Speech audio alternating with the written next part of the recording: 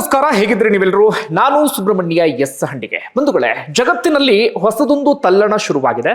ಅದಕ್ಕೆ ಸಂಬಂಧಪಟ್ಟ ಹಾಗೆ ಆತಂಕ, ಕುತೂಹಲ, ಪ್ರಶ್ನೆ ಎಲ್ಲವೂ ಕೂಡ ಜನರಲ್ಲಿ ಇದೆ. ಆ ಹೊಸ ಬದಲಾವಣೆ ಅಥವಾ ರೂಪಾಂತರ ಅಂತ ಏನು ಕರಿತಾ ಇದ್ದೀವಿ, ಅದಕ್ಕೆ ನಾವು ಅನಿವಾರ್ಯವಾಗಿ ಒಗ್ಗಿಕೊಳ್ಳಲೇಬೇಕಾದಂಥ ಪರಿಸ್ಥಿತಿ ಎದುರಾಗಿದೆ. ನಾನಿದೀಗ ಮಾತನಾಡೋದಕ್ಕೆ ಹೊರಟಿರೋದು AI ಸಂಬಂಧಪಟ್ಟ ಹಾಗೆ. ನಿಮ್ಮನ್ನು ಒಂದಷ್ಟು ಎಜುಕೇಟ್ ಮಾಡೋಣ ಎನ್ನುವಂಥ ಉದ್ದೇಶದಿಂದ ಈ ವಿಚಾರವನ್ನು ಇಟ್ಕೊಂಡು ನಿಮ್ಮ ಮುಂದೆ ನಾನು ಇವತ್ತು ಕೂತ್ಕೊಂಡಿದ್ದೇನೆ. ಅದರಲ್ಲೂ ಪ್ರಮುಖವಾಗಿ ಇತ್ತೀಚೆಗೆ ಬಹಳ ಚರ್ಚೆ ಆಗಿದ್ದಂದ್ರೆ ಅದು ಸಾಫ್ಟ್ವೇರ್ ಇಂಡಸ್ಟ್ರಿಗೆ ಸಂಬಂಧಪಟ್ಟ ಹಾಗೆ. ಆಂಥ್ರೋಪಿಕ್ನ ಹೊಸ ಟೂಲ್ ಬಗ್ಗೆ ನೀವೆಲ್ಲರೂ ಕೂಡ ಗಮನಿಸಿರ್ತೀರಿ. ಕ್ಲೌಡ್ ಕೋವರ್ಕ್ ಎನ್ನುವಂಥ ಟೂಲ್, ಅದು ಸಾಫ್ಟ್ವೇರ್ ಇಂಡಸ್ಟ್ರಿಯನ್ನ ನಡುಗಿಸ್ತಾ ಇದೆ ಎನ್ನುವಂಥ ಒಂದಷ್ಟು ಸುದ್ದಿ, ಸಾರ್ವಜನಿಕದ ವಲಯದ ಒಂದಷ್ಟು ಚರ್ಚೆಗಳನ್ನು ಕೂಡ ನೀವು ನೋಡಿರ್ತೀರಿ. ಸಾಕಷ್ಟು ಮಂದಿ ಉದ್ಯೋಗವನ್ನ ಕಳ್ಕೊಳ್ತಾರೆ, ಇಂತಹ ಒಂದಷ್ಟು ಮಾತುಗಳೆಲ್ಲವೂ ಕೂಡ ಕೇಳಿ ಬರ್ತಾ ಇದೆ. ಹಾಗಾದ್ರೆ ಅಸಲಿಗೆ AI ಅಂದ್ರೆ ಏನು? ಇದು ಹೇಗೆ ಕೆಲಸ ಮಾಡುತ್ತೆ? ನಿಜವಾಗ್ಲೂ ಇದು ಮನುಷ್ಯನ ಕೆಲಸವನ್ನ ಕಂಪ್ಲೀಟ್ ಆಗಿ ಕಿತ್ಕೊಂಡು ಬಿಡುತ್ತಾ? ನಾವೆಲ್ಲರೂ ಕೂಡ ನಿರುದ್ಯೋಗಿಗಳಾಗುವಂತ ಪರಿಸ್ಥಿತಿ ಎದುರಾಗಿ ಬಿಡುತ್ತಾ? ಯಾವ್ಯಾವ ವಲಯಕ್ಕೆ ಇದರಿಂದ ಪರಿಣಾಮ ಬೀರುತ್ತೆ? ಹಾಗೆ ಸಾಫ್ಟ್ವೇರ್ ಇಂಡಸ್ಟ್ರಿ ಬಗ್ಗೆ ಏನ್ ಚರ್ಚೆ ಆಗ್ತಾ ಇದೆ, ಅದರಲ್ಲೂ ಕೂಡ ನಿಮಗೆ ಗೊತ್ತಿರುವ ಹಾಗೆ ಬೆಂಗಳೂರು ಅಂದಾಗ ನಮಗೆ IT ಇಂಡಸ್ಟ್ರಿ ನೆನಪಾಗುತ್ತೆ. ಹೀಗಾಗಿ IT ಇಂಡಸ್ಟ್ರಿ ಅಂದ್ರೆ ಶೇಕ್ ಆಯಿತು, ಉದ್ಯೋಗಿಗಳು ಸೀದಾ ಮತ್ತೆ ಹಳ್ಳಿ ಕಡೆ ವಲಸೆ ಹೋಗುವಂತ ಪರಿಸ್ಥಿತಿ ಎದುರಾಗ್ಬಿಟ್ರೆ ಬೆಂಗಳೂರೇ ಖಾಲಿ ಆಗುತ್ತೆ ಎನ್ನುವಂಥ ಚರ್ಚೆ ಎಲ್ಲವೂ ಕೂಡ ನಡೀತಾ ಇದೆಯಲ್ಲ. ಇದೆಲ್ಲದಕ್ಕೆ ಸಂಬಂಧಪಟ್ಟ ಹಾಗೆ ಉತ್ತರವನ್ನ ಇವತ್ತಿನ ವಿಡಿಯೋದಲ್ಲಿ ಕಂಡುಕೊಳ್ಳೋಣ. ನನ್ನ ಜೊತೆಗೆ ಈ ತಂತ್ರಜ್ಞಾನಕ್ಕೆ ಸಂಬಂಧಪಟ್ಟ ಹಾಗೆ ಬಹಳ ಅಚ್ಚುಕಟ್ಟಾಗಿ ನಮ್ಮೆಲ್ಲರಿಗೂ ಕೂಡ ಜನಸಾಮಾನ್ಯರಿಗೆ ಅರ್ಥ ಆಗುವ ರೀತಿಯಲ್ಲಿ ತರಬೇತಿಯನ್ನ ಕೊಡುವಂತಹ ಅಥವಾ ಅದಕ್ಕೆ ಸಂಬಂಧಪಟ್ಟ ಹಾಗೆ ಮಾತನಾಡುವಂತಹ ಮಹೇಶ್ ಅವರು ಜಾಯ್ನ್ ಆಗ್ತಿದ್ದಾರೆ. ನಾನು ಅವ್ರನ್ನ ಒಂದಷ್ಟು ಹೊತ್ತುಗಳ ಕಾಲ ಮಾತನಾಡಿಸ್ತಾ ಹೋಗ್ತೀನಿ. ಸರ್ ನಮಸ್ಕಾರ, ಕಾರ್ಯಕ್ರಮಕ್ಕೆ ಆತ್ಮೀಯ ಸ್ವಾಗತ. ನಮಸ್ಕಾರ. ನಮಸ್ಕಾರ ಸರ್ ಸುಬ್ರಹ್ಮಣ್ಯ. ಸರ್, ಮೊದಲ ಪ್ರಶ್ನೆ ಅದೇ, ನೇರವಾಗಿ ನಾನು ಪ್ರಶ್ನೆಗೆ ಬರ್ತೇನೆ. AI ಸಂಬಂಧಪಟ್ಟ ಹಾಗೆ ಸಾಕಷ್ಟು ಚರ್ಚೆ ಆಗ್ತಾ ಇದೆ. ಸರ್, ಅಸಲಿಗೆ ಏನಿದು AI? ಇದು ಯಾವ ರೀತಿಯಾಗಿ ಕೆಲಸವನ್ನ ಮಾಡುತ್ತೆ ಅಂತ? ಓಕೆ ಸರ್, ಮೊದಲನೇ ಮೆಸೇಜು AI ಬಂದಿದೆ ಅಂತ ಬಹಳ ಗಾಬರಿ ಆಗೋದೇನ್ ಬೇಕಾಗಿಲ್ಲ. ಹೌದಾ? ಹೆಂಗೆ ಕರೋನಾ ಬಂದಾಗ ಬಹಳ ಗಾಬರಿ ಆದ್ರು, ಯಾರು ಗಾಬರಿ ಆದ್ರು ಅವರೇ ಸತ್ತೋದ್ರು. ಹೌದಾ? ಸೊ ಈಗ ಇದು ಗಾಬರಿ ಆಗೋ ಸಮಯ ಅಲ್ಲ, ಇದನ್ನ ತಿಳ್ಕೊಳ್ಳೋ ಸಮಯ, ಕಲಿಯೋ ಸಮಯ.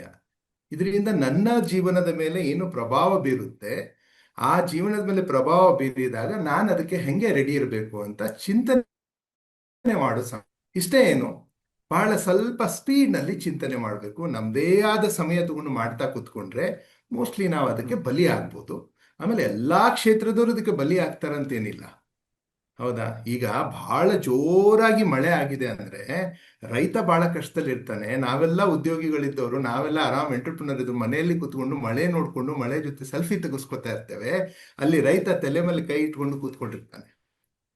ಹಾಗೇನೆ ಈಗೇನು ಆರ್ಟಿಫಿಷಿಯಲ್ ಇಂಟೆಲಿಜೆನ್ಸ್ ಬಂದಿದೆ, ಇದು ಬಹಳ ಕ್ಷೇತ್ರಗಳಿಗೆ ಪ್ರಭಾವ ಬೀರೋದ್ರಿಂದ ಬಹಳ ಜನ ಸ್ವಲ್ಪ ತಲ್ಲಣದಲ್ಲಿ ಒಳಗಾಗಿದ್ದಾರೆ. ಬಟ್ ನನ್ನ ಪ್ರಕಾರ ಬಹಳ ಅದ್ರ ಬಗ್ಗೆ ಏನು ಗಾಬರಿಯಾಗಿ ಏನಾಗ್ಬಿಡುತ್ತೋ, ನನ್ನ ಜೀವನನ ಮುಗಿದ್ಬಿಡ್ತಾ ಅನ್ನೋಂಥ ವಿಚಾರ ಮಾಡೋದ್ರಲ್ಲಿ ಏನು ಅರ್ಥ ಇಲ್ಲ ಅಂತ ನನಗನ್ಸುತ್ತೆ. ಹೌದಾ? ಬಟ್ ಇದೇನು ಮಸ್ತ್ ಮಜಾ ಇದೆ. ಇದನ್ನ ಹೆಂಗೆ ಕಲಿಬೇಕು? ನನ್ನ ಕೆಲಸ ಹಗರು ಮಾಡುತ್ತೆ ಇದು. ಆರ್ಟಿಫಿಷಿಯಲ್ ಇಂಟೆಲಿಜೆನ್ಸ್ ಅಂದ್ರೆ ಏನು? ನನ್ನ ತಲೆಯಲ್ಲಿ ಒಂದು ಐಡಿಯಾ ಇದೆ. ಆ ಐಡಿಯಾನ ನಾನು ಜಗತ್ತಿಗೆ ಪ್ರಕಟ ಮಾಡಬೇಕಾಗಿದೆ. ಓಕೆ, ನಾನೊಂದು ಪುಸ್ತಕ ಬರಿಬೇಕಾಗಿದೆ, ಅದನ್ನ ಜಗತ್ತಿಗೆ ಪ್ರಕಟ ಮಾಡಬೇಕಾಗಿದೆ. ನಾನು ಪುಸ್ತಕ ಬರಿಬೇಕಂದ್ರೆ ನನಗೆ ತಲೆಯಲ್ಲಿ ಐಡಿಯಾ ಬರ್ತವೆ, ಬಟ್ ನಂಗೆ ಬರೀಲಿಕ್ಕೆ ಬರೋದಿಲ್ಲ. ಶಬ್ದಗಳ ರಚನೆ ಇಲ್ಲ, ನನ್ನ ಕಡೆ ವೊಕ್ಯಾಬ್ಯುಲರಿ ಇಲ್ಲ. ಆಮೇಲೆ ಅದ್ ಬರೆದ್ರೆ ಹಿಂಗೇ ಬರಿಬೇಕಂತೂ ಗೊತ್ತಿಲ್ಲ. ನನ್ನ ಕಥೆಯಿಂದ ಸ್ಟಾರ್ಟ್ ಮಾಡ್ಲಾ ಪುಸ್ತಕ, ಇಲ್ಲ ಫ್ಯಾಕ್ಟ್ನಿಂದ ಸ್ಟಾರ್ಟ್ ಮಾಡ್ಲಾ, ಇನ್ನೊಂದು ಯಾವುದೋ ಒಂದು ಸನ್ನಿವೇಶದಿಂದ ಸ್ಟಾರ್ಟ್ ಮಾಡ್ಲಾ, ಇಲ್ಲ ಸ್ಟ್ರೇಟ್ ಅವೇ ಟಾಪಿಕ್ಗೆ ಬರಲ್ಲ ಅನ್ನೋದು ಗೊತ್ತಿಲ್ಲ. ಬಟ್ ನಾನು ಬರಿಬೇಕಂತಿದೆ, ಈ ವಿಷಯ ಜಗತ್ತಿಗೆ ಮುಟ್ಬೇಕಂತಿದೆ. ಓಕೆ, ಸೊ ಹೀಗಿದ್ದಾಗ ನಾನೇನ್ ಮಾಡ್ತೇನೆ, ಒಬ್ಬ ಕನ್ಸಲ್ಟೆಂಟು, ಇನ್ನೊಬ್ಬನು ಆ ಬರೆಯೋವನು, ಆಮೇಲೆ ಕನ್ನಡ ವೊಕ್ಯಾಬ್ಯುಲರಿ ಇದ್ದವನು ಅವನು ಹುಡ್ಕೊಂಡು, ಆಮೇಲೆ ಅದನ್ನ ಡಿಸೈನ್ ಮಾಡೋನು, ಆಮೇಲೆ ಅದಕ್ಕೆ ಮುಖಪುಟ ರಚನೆ ಮಾಡೋನು, ಇವ್ರನ್ನೆಲ್ಲ ಹುಡ್ಕೊಂಡು ಹೋಗಿ ಅವ್ರ ಮೇಲೆ ನಾ ಡಿಪೆಂಡ್ ಆಗ್ತಾ ಇದೆ ಇಷ್ಟು ದಿವಸ.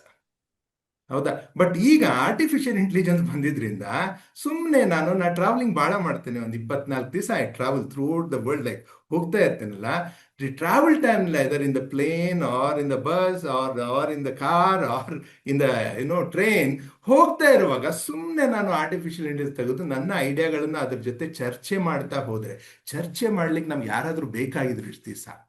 ಆ ವ್ಯಕ್ತಿಗಳು ಸಿಗಬೇಕಂದ್ರೆ ನಾವು ಬಹಳ ಕಷ್ಟಪಡ್ತಿದ್ವಿ ಅವ್ರ ಜೊತೆ. ಯಾಕಂದ್ರೆ ಅವ್ರಿಗೆ ಸಮಯ ಕಡಿಮೆ ಇರ್ತಿತ್ತು, ನಮಗೆ ಕಡಿಮೆ ಸಮಯ ಇರ್ತಿತ್ತು. ಅಫ್ಕೋರ್ಸ್ ನಮ್ದೇ ಪ್ರಾಜೆಕ್ಟ್ ಇರೋದ್ರಿಂದ ಹೆಚ್ಚಿಗೆ ಸಮಯ ಹಾಕ್ಲಿಕ್ಕೆ ನಾವು ಬಯಸ್ತಾ ಇದ್ವಿ, ಬಟ್ ಆ ವ್ಯಕ್ತಿಗೆ ಸಮಯ ಇರ್ತಿದ್ದಿಲ್ಲ. ಬಟ್ ಈಗ ಎ ಅನ್ನೋದು ಈಗ ಜಮಿನಾಯ್ ಇದೆ, ಜಮಿನಾಯ್ ಜೊತೆ ನಾ ಚಿಂತನೆ ಮಾಡ್ಕೊಂತ ಹೋಗ್ಬೋದು, ಹಿಂಗಿದೆ ನೀನೇನಂತೀಯ ಅಂದ್ಕೊಂಡು ಅದು ವಾಪಸ್ ಹಿಂಗ ಅಂತೇನೆ, ಹಿಂಗೆ ಹಿಂಗೆ ಅನ್ಕೊಂತ ನಾನು ಓಕೆ ಹೋಗ್ತಾ ಹೋಗ್ತಾನೆ ಪುಸ್ತಕನ ಬರೆದು ಬಿಡ್ತೇನೆ. ಆಮೇಲೆ ಪುಸ್ತಕ ಯಾಕೋ ಸರಿಯಾಗಿಲ್ಲ ಇನ್ನೊಮ್ಮೆ ಬರೆ ಅಂದ್ರೆ ಬರೆಯುತ್ತೆ, ಇನ್ನೂ ಸರಿಯಾಗಿಲ್ಲ ಇನ್ನೊಬ್ಬ ಬರಿ ಅಂದ್ರೆ ಬರೆಯುತ್ತೆ. ಮನುಷ್ಯರ ಗತೆ ಬೇಜಾರು ಮಾಡ್ಕೊಳ್ಳೋದಿಲ್ಲ, ಓಕೆ, ಅದಕ್ಕೆ ಕೋಪ ಬರೋದಿಲ್ಲ. ಜಗತ್ತಿನ ಎಲ್ಲಾ ಇನ್ಫಾರ್ಮೇಶನ್ ತೊಗೊಂಬಂದು ನನಗೆ ಹಾಕುತ್ತೆ. ಇಂಥದೇ ಪುಸ್ತಕ ಯಾರಾದ್ರೂ ಬರ್ದಿದ್ದಾರ ಅಂದ್ರೆ ಇಮಿಡಿಯೇಟ್ ಹೇಳುತ್ತೆ. ಮನುಷ್ಯನ ಕೇಳಿದ್ರೆ ಎಷ್ಟೋ ಸಮಯ ತಗೊಳ್ತಾ ಇತ್ತ, ಗೊತ್ತಾಯ್ತಾ? ಸೊ ಇದನ್ನೆಲ್ಲ ಮಾಡಿ ಕಡೆ ಮುಖಪುಟ ರೆಡಿ ಮಾಡಿದ್ರೆ ಮುಖಪುಟನೂ ರೆಡಿ ಮಾಡುತ್ತೆ. ಆಮೇಲೆ ಅದಕ್ಕೆ ಇಲ್ಲ ನಾನು ಈ ಪುಸ್ತಕವನ್ನು ಹೆಂಗೆ ಮಾರ್ಲಿ ಅಂತ ಕೇಳಿದ್ರೆ ಮಾರ್ಕೆಟಿಂಗ್ ಇನ್ಫಾರ್ಮೇಶನ್ ಕೊಡುತ್ತೆ. ಎಲ್ಲಿ ಕೊಟ್ರೆ ಲಘು ಮಾರುತ್ತೆ ಅಂತಂದ್ರೆ ಅದನ್ನು ಹೇಳುತ್ತೆ. ಇದಕ್ಕೆ ಎಷ್ಟು ಬೆಲೆ ಇಡ್ಲಿ ಅಂತ ಕೇಳುತ್ತೆ, ಅದು ಹೇಳುತ್ತೆ. ಇದನ್ನ ಪ್ರಿಂಟಿಂಗ್ ಪ್ರೆಸ್ಸಿಗೆ ಕೊಡ್ಬೇಕಂದ್ರೆ ಇದಕ್ಕೆ ಎಷ್ಟು ಖರ್ಚಾಗ್ಬೋದು ಅಂತ ಕೇಳಿದ್ರೆ ಅದನ್ನು ಹೇಳುತ್ತೆ. ಅಂದ್ರೆ ನಾನು ಯಾವ ಇನ್ಫಾರ್ಮೇಶನ್ ಒಂದು 10 ಜನರ ಕಡೆ ತಗೊಳ್ತಾ ಇದ್ದೆ, ಹೌದಾ? ನನಗೆ ಎ ಐ ಬಂದ್ರೆ ನಾನು ಕಲೀಲಿಲ್ಲ ಅಂದ್ರೆ ಇದನ್ನೆಲ್ಲ ಕಲಿಬೇಕು. 10 ಜನರ ಜೊತೆ ಡಿಪೆಂಡ್ ಆಗಬೇಕು. ಒಂದು ಪುಸ್ತಕ ಬರೀಬೇಕಂದ್ರೆ ಒಂದು 6 ತಿಂಗಳ ಸಮಯ ತಗೊಳ್ಬೇಕು. ಬಟ್ ಈಗ ನಾವೇನಾದ್ರೂ ಎ ಐ ಕಲ್ತ್ರೆ ಒಂದೊಂದು ತಾಸು 2 ತಾಸು ಕಳೆದು ಒಂದು ಐಡಿಯಾನ ಹಾಕಿದ್ರೆ 5-6 ತಾಸಿನಲ್ಲಿ ಒಂದು ಪುಸ್ತಕ ಬರೆದು ಅದನ್ನ ಪ್ರಕಟ ಮಾಡೋ ಲೆವೆಲ್ಗೆ ತರಬಹುದು. ಅಂದ್ರೆ ಎ ಐ ನಮ್ಮೊಬ್ಬ ಅಸಿಸ್ಟೆಂಟ್ ಸಲುವಾಗಿ ಮಾಲಕ ಬೇಜಾರಾಗೋದು ಬೇಕಾಗಿಲ್ಲ, ಗಾಬರಿ ಆಗೋದು ಬೇಕಾಗಿಲ್ಲ.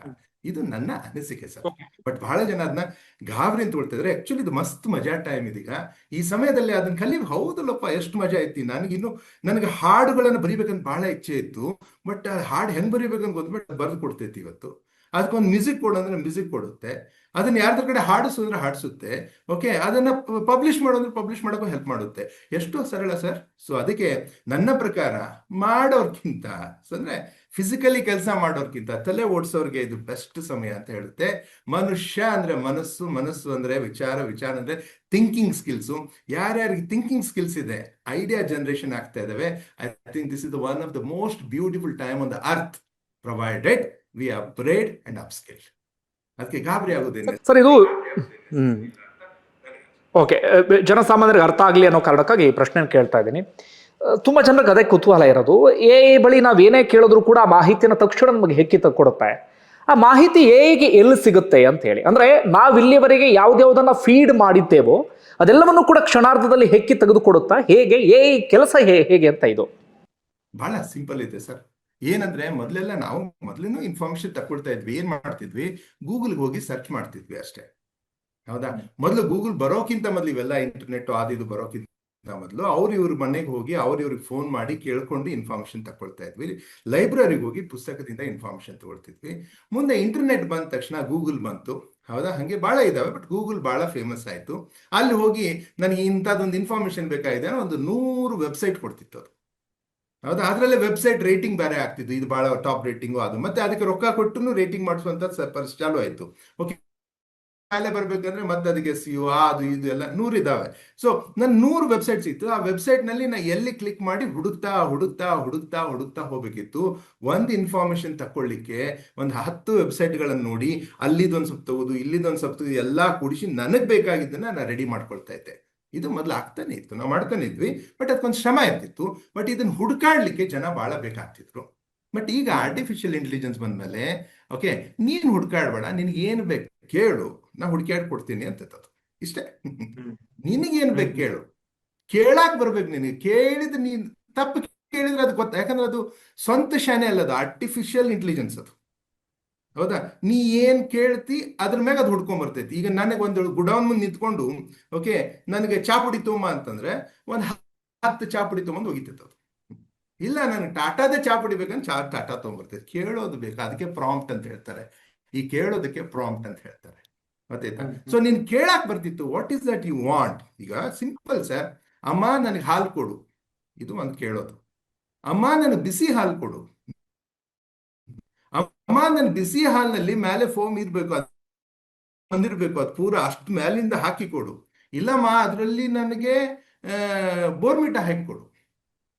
ಅಮ್ಮ ನನಗೆ ಸಣ್ಣ ಕಪ್ನಲ್ಲಿ ಕೊಡು. ಇನ್ನಷ್ಟು ಕೇಳೋದಲ್ಲ ಇದು, ಸುಮ್ಮನೆ ಅಮ್ಮ ಹಾಲು ಕೊಡು ಅಂದ್ರೆ ಹಾಲು ತೊಗೊಂಡು ಕೊಡುತ್ತೆ.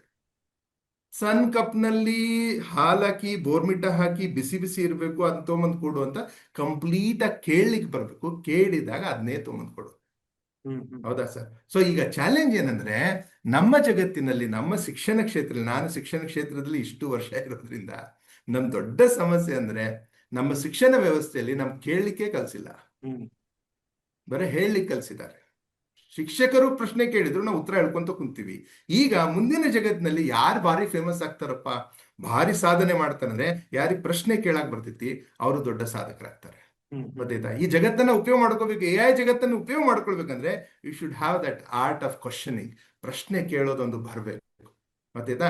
ಅದಕ್ಕೆ ಆ ಪ್ರಾಂಪ್ಟ್ ಅಂತ ಬರುತ್ತೆ. ಯಾರು ಅದರಲ್ಲಿ ಭಾರಿ ಪರಿಣಿತಿ ಹೊಂದಿದ್ದಾರೆ ಅವರೆಲ್ಲ ಪ್ರಾಂಪ್ಟ್ ಇಂಜಿನಿಯರ್ಸ್ ಆಗ್ತಾ ಇದ್ದಾರೆ ಇವತ್ತು. ನಾವು ಹೋಗಿ ಅವ್ರ ಕೈ ಮುಗಿಬೇಕಾಗಿದೆ. ಏನಂತೇಳಿ, ನಮ್ಗೆ ಇದೆಲ್ಲ ಬೇಕು ಸರ, ಬಟ್ ನನ್ ಕೇಳಕ್ ಬರುದಿಲ್ಲ, ಅದಕ್ಕೆ ನೀವು ಬರ್ದು ಕೊಡ್ರಿ, ಪ್ರಾಂಪ್ಟ್ ಬರ್ದು ಕೊಡ್ರಿ ಅಂತ ಹೇಳಿ ಕೇಳಿದ ತಕ್ಷಣ ಅವ್ ಕನ್ಸಲ್ಟೇಷನ್ ಫೀಸ್ ಅಂತ ಚಲೋತಂಗ ಹಾಕ್ತಾನೆ ನಮ್ಮ ಮೇಲೆ. ಅವನದ್ ಪರಿಣಿತಿ ಅದು.